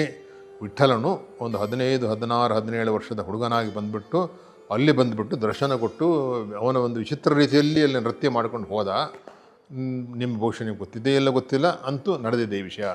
ಆಗ ನೀವು ಅಲ್ಲಿ ಇದ್ದೀರಿ ಅಂತ ಹೇಳಿ. ಇದು ಯಾಕಪ್ಪ ಅಂತ ಹೇಳಿದೆ ಅಂತ ಹೇಳಿದ್ರೆ, ಭಗವಂತನು ಅಥವಾ ಶ್ರೀಕೃಷ್ಣ ಪರಮಾತ್ಮನು ಗುರುಗಳಿಗೆ 3 ಕಡೆಯಲ್ಲಿ ವಿಶೇಷ ರೀತಿ ದರ್ಶನ ಕೊಡ್ತಾರೆ. ಪಂಡ್ರಾಪುರದಲ್ಲಿ ಮಧ್ಯಮ ವಯಸ್ಕನಾಗಿ, ಉಡುಪಿಯಲ್ಲಿ ಮಗುವಾಗಿ, ತಿರುಪತಿಯಲ್ಲಿ ಸಂಸಾರಿಗಸ್ಥನಾಗಿ, ತಿರುಪತಿ ಬಾಲಾಜಿಯಾಗಿ. ಸೊ ಶ್ರೀನಿವಾಸನಾಗಿ ಅವನೇ, ಆಮೇಲೆ ಪಂಡ್ರಾಪುರದ ವಿಠ್ಠಲನೇ ಅವನೇ, ಉಡುಪಿಯ ಶ್ರೀಕೃಷ್ಣ ಪರಮಾತ್ಮನ ಅವನೇ ಅಂಥೇಳಿ ಅಲ್ಲಿ ಸ್ಪಷ್ಟ ಆಗ್ತದೆ. 3 ಗುರುಗಳಿಗೆ ದರ್ಶನ ಕೊಟ್ಟಿರ್ತಾನೆ 3 ಕಡೆಗೆ ಹೋದಾಗ. ಕಣ್ಣಾರೆ ನೋಡಿದ್ದು 3 ಕಡೆಯಲ್ಲಿ ನೋಡಿದ್ದೇನೆ ನಾನು. ಅದಕ್ಕೋಸ್ಕರ ವಿಚಾರ ನಿಜ ಅಂತ ಹೇಳ್ತಾ ಇದ್ದೆ. ಶರಣ. ನಮಗೆ ನಿಮ್ಮ ಕುಟುಂಬ, ನಿಮ್ಮ ಭಕ್ತರ ಕುಟುಂಬ ಏನಿದೆಯೋ ಅದನ್ನು ನೋಡಿ ಬಹಳ ತೃಪ್ತಿಯಾಗಿದೆ. ಒಂದು ಸಲ ಯಾಕೆ ನೀವು ಉಡುಪಿ ಬರಬಾರ್ದು, ಯಾಕೆ ಅಲ್ಲಿ ಬಂದು ಒಂದು ಕೃಷ್ಣನ ಸೇವೆ ಮಾಡಬಾರ್ದು. ಆಗಲಿ ಗುರುಗಳೇ ನೀವು ಹೇಳಿ ನಾವು ಬರ್ತೀವಿ ಅಂತೇಳಿ. ಹಾಗೆ ಒಂದು ದಿವಸ ಒಂದು ಸಮಯದ ಸಂದರ್ಭದಲ್ಲಿ ಬಹುಶಃ 1985 ಇರ್ಬೋದು ಇಸವಿ. ಆ ಸಂದರ್ಭದಲ್ಲಿ ನೀವು ಬನ್ನಿ, ಒಂದು ದಿವಸದ ಪೂಜೆ ನಿಮ್ಮ ಲೆಕ್ಕದಲ್ಲಿ ಆಗುತ್ತೆ ಅಂತೇಳಿ ಅಲ್ಲಿ ಕರೆಸಿದ್ರು ಪೇಜಾವರ ಶ್ರೀಗಳಿಗೆ. ಅಲ್ಲಿ ಕರೆಸಿ ಗುರುಗಳು ಬೆಳಿಗ್ಗೆಯಿಂದ ಸಾಯಂಕಾಲ ನಾವೆಲ್ಲ ಇದ್ವಿ, ಭಕ್ತಾದಿಗಳು ಒಂದು 25-30 ಜನ ಭಕ್ತರಲ್ಲಿ ಒಟ್ಟಿಗೆ ಸೇರಿ ಹೋದವರು. ವಿಶೇಷ ರೀತಿಯ ಸನ್ಮಾನ ಮಾಡಿದರು ಗುರುಗಳಿಗೆ. ಅಲ್ಲಿ ಒಂದು ವಿಶೇಷ ದರ್ಶನ ಆಯಿತು. ದರ್ಶನ ಅಂದರೆ ಕೃಷ್ಣನ ದರ್ಶನ ಇವರಿಗೆ ಏಕಾಂತ ದರ್ಶನ ಮಾಡಿಸ್ಕೊಡ್ಬೇಕಂತೇಳಿ ಪೇಜಾವರ ಶ್ರೀಗಳು ಅಪ್ಪಣೆ ಕೊಡಿಸ್ಬಿಟ್ಟು ಹೋಗಿದ್ದಾರೆ. ಏಕಾಂತ ದರ್ಶನ ಮಾಡಬೇಕಾದ್ರೆ ಅವನು ಅಲ್ಲಿಯ ಪೀಠಾಧಿಪತಿ ಆಗಿರಬೇಕು, ಅಥವಾ ಅಲ್ಲಿ ಪೂಜೆ ಮಾಡುವ ಭಕ್ತರ ಬ್ರಾಹ್ಮಣರೇ ಆಗಬೇಕು, ಹೊರಗಿನವರು ಕೊಡುವಾಗಿಲ್ಲ. ಬಟ್ ಅವರು ಹೇಳಿದ್ರು, ಇವರ ಯೋಗ್ಯತೆಯನ್ನು ನೋಡಿ ಹೇಳಿದ್ರು ಇವರಿಗೆ ದರ್ಶನ ಮಾಡಿಸ್ಬೇಕಂತೇಳಿ.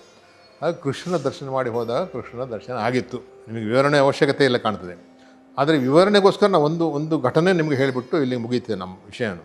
ಪೇಜಾವರ ಶ್ರೀಗಳ ವಿಷಯ ಅಲ್ಲದೆ ಒಂದು ದೇವರ ದರ್ಶನ ಬಗ್ಗೆ ಹೇಳ್ತೇನೆ. ಗುರುಗಳ ಜೊತೆ ನಮಗೆ ಪಂಡ್ರಾಪುರ ಹೋಗುವಂಥ ಒಂದು ವಿಶೇಷವಾದಂಥ ಸಾನ್ನಿಧ್ಯವನ್ನು ಗುರುಗಳು ನಮಗೆ ಕಲ್ಪಿಸಿಕೊಟ್ಟಿದ್ದರು. ಪಂಡ್ರಾಪುರದ ವಿಠ್ಠಲನ ದರ್ಶನ. ಈ ವಿಠ್ಠಲನ ದರ್ಶನ ಸಮಯದಲ್ಲಿ ನಾನು ಗುರುಗಳ ಜೊತೆ ಇದ್ದೆ. ಆಗ ಒಂದು 15 ನಿಮಿಷ ಒಂದು ವಿಠ್ಠಲನ ಸಾನ್ನಿಧ್ಯದಲ್ಲಿ ನಮ್ಮನ್ನು ಇರಿಸಲಾಯಿತು. ಅಲ್ಲಿ ಯಾರು ಬರುವಾಗಲೇ ಹೋಗುವಾಗಲೇ ಎಲ್ಲ ಬಾಗಿಲು ಮುಚ್ಚಿ ಎಲ್ಲ ಹೊರಗೆ ಕಳಿಸಿಬಿಟ್ರು. ಸ್ವಾಮಿಗಳು ಬಂದಿದ್ದಾರೆ, ಮಂತ್ರಾಲಯ ಸ್ವಾಮಿಗಳು ಅಂತೇಳಿ ಯಾರು ವ್ಯಾರ್ಥ ಅವರಿಗೆ ಬಂದಿತ್ತಾಗಲೇ. ನಮ್ಮಿಬ್ಬರನ್ನ ಅಲ್ಲಿ ಬಿಟ್ಟು ಅವ್ರು ಹೋಗಿದ್ರು. ಎಲ್ಲ ಗುರುಗಳನ್ನು ಅಲ್ಲಿ ಹಿಡಿದಿದೆ. ಗುರುಗಳ ಒಂದು ಪರ್ಸ್ ಇರ್ತದೆ, ಪರ್ಸನ್ನು ನಮ್ಮ ಹತ್ರ ಕಡಲಿಕ್ಕೆ ಹೋಗ್ತಾರೆ. ಅವರೊಂದು ಶಾಲಿದೆ, ಶಾಲನ್ನು ನಮ್ಮ ಕೈಯಲ್ಲಿ ಇಟ್ಕೊಂಡು ಹೋಗ್ತಾರೆ ಗುರುಗಳು. ಬರೀ ಮೈಯಲ್ಲಿ ಅವರಿದ್ದರು, ಒಂದು ಪಂಚ ಲುಂಗಿ ಅಷ್ಟೇ ಬಿದ್ದುಬಿಟ್ರೆ ಏನಿಲ್ಲ. ಅಲ್ಲಿ ಹೋದಾಗ ಗುರುಗಳು ಪೂರ್ತಿ ಮರೆತಿದ್ರು. ಪೂರ್ತಿ ಶರೀರ ಅವರ ನೆಲ ಬಿಟ್ಟು ಮೇಲೆ ಹೋಗೋದು, ಮೈಯಲ್ಲೆಲ್ಲ ಸ್ಪಂದನಗಳು, ವಿಶೇಷವಾದಂಥ ವಿದ್ಯುತ್ ಸ್ಪಂದನ ರೀತಿಯ ಸ್ಪಂದನಗಳು. ಆಗ ಅವರು ಇನ್ನೇನು ಬೀಳ್ತಾರೆ ಎಂಬ ಹೆದರಿಕೆಯಿಂದ, ಇದು ಸಹಜವಾದಂಥ ಘಟನೆ, ನಾನು ಅವರನ್ನು ಗಟ್ಟಿಯಾಗಿ ಇಟ್ಕೊಂಡಿದ್ದೆ. ಹಿಡ್ಕೊಂಡಾಗ ಅವರ ಮೈಯಲ್ಲಿದ್ದಂಥ ಸ್ಪಂದನಗಳು ಏನಿತ್ತು ಅದು ನಮ್ಮ ಶರೀರಕ್ಕೆ ಬಂತು. ನಾವು ಈ ಜಗತ್ತು ಬಿಟ್ಟು ಇನ್ನೂ ಯಾವುದೋ ಜಗತ್ತಿಗೆ ಹೋದ್ವಿ, ಮುಂದೆ ಏನು ನಡೆಯೋದು ನಮ್ಗೆ ಗೊತ್ತಿಲ್ಲ. ಇಷ್ಟು ಮಾತ್ರ ಸ್ಪಷ್ಟ. ಎಷ್ಟೋ ಸಮಯ ಎದ್ದಿರ್ಬೋದು, ನಮ್ಮ ಸಮಯದ ಪರಿವೇ ಇಲ್ಲ. ಆಗ ಎಷ್ಟು ಹೊತ್ತಾದ ನಂತರ ಗುರುಗಳು ಮತ್ತೆ ನೆಲದಲ್ಲಿ ನಿಂತಿರೋದು ನಮಗೆ ಅಲ್ಲಿಗೆ ನಮ್ಮ ಜ್ಞಾನ ಸಾಮಾನ್ಯ ಜ್ಞಾನಕ್ಕೆ ಬರ್ತದೆ.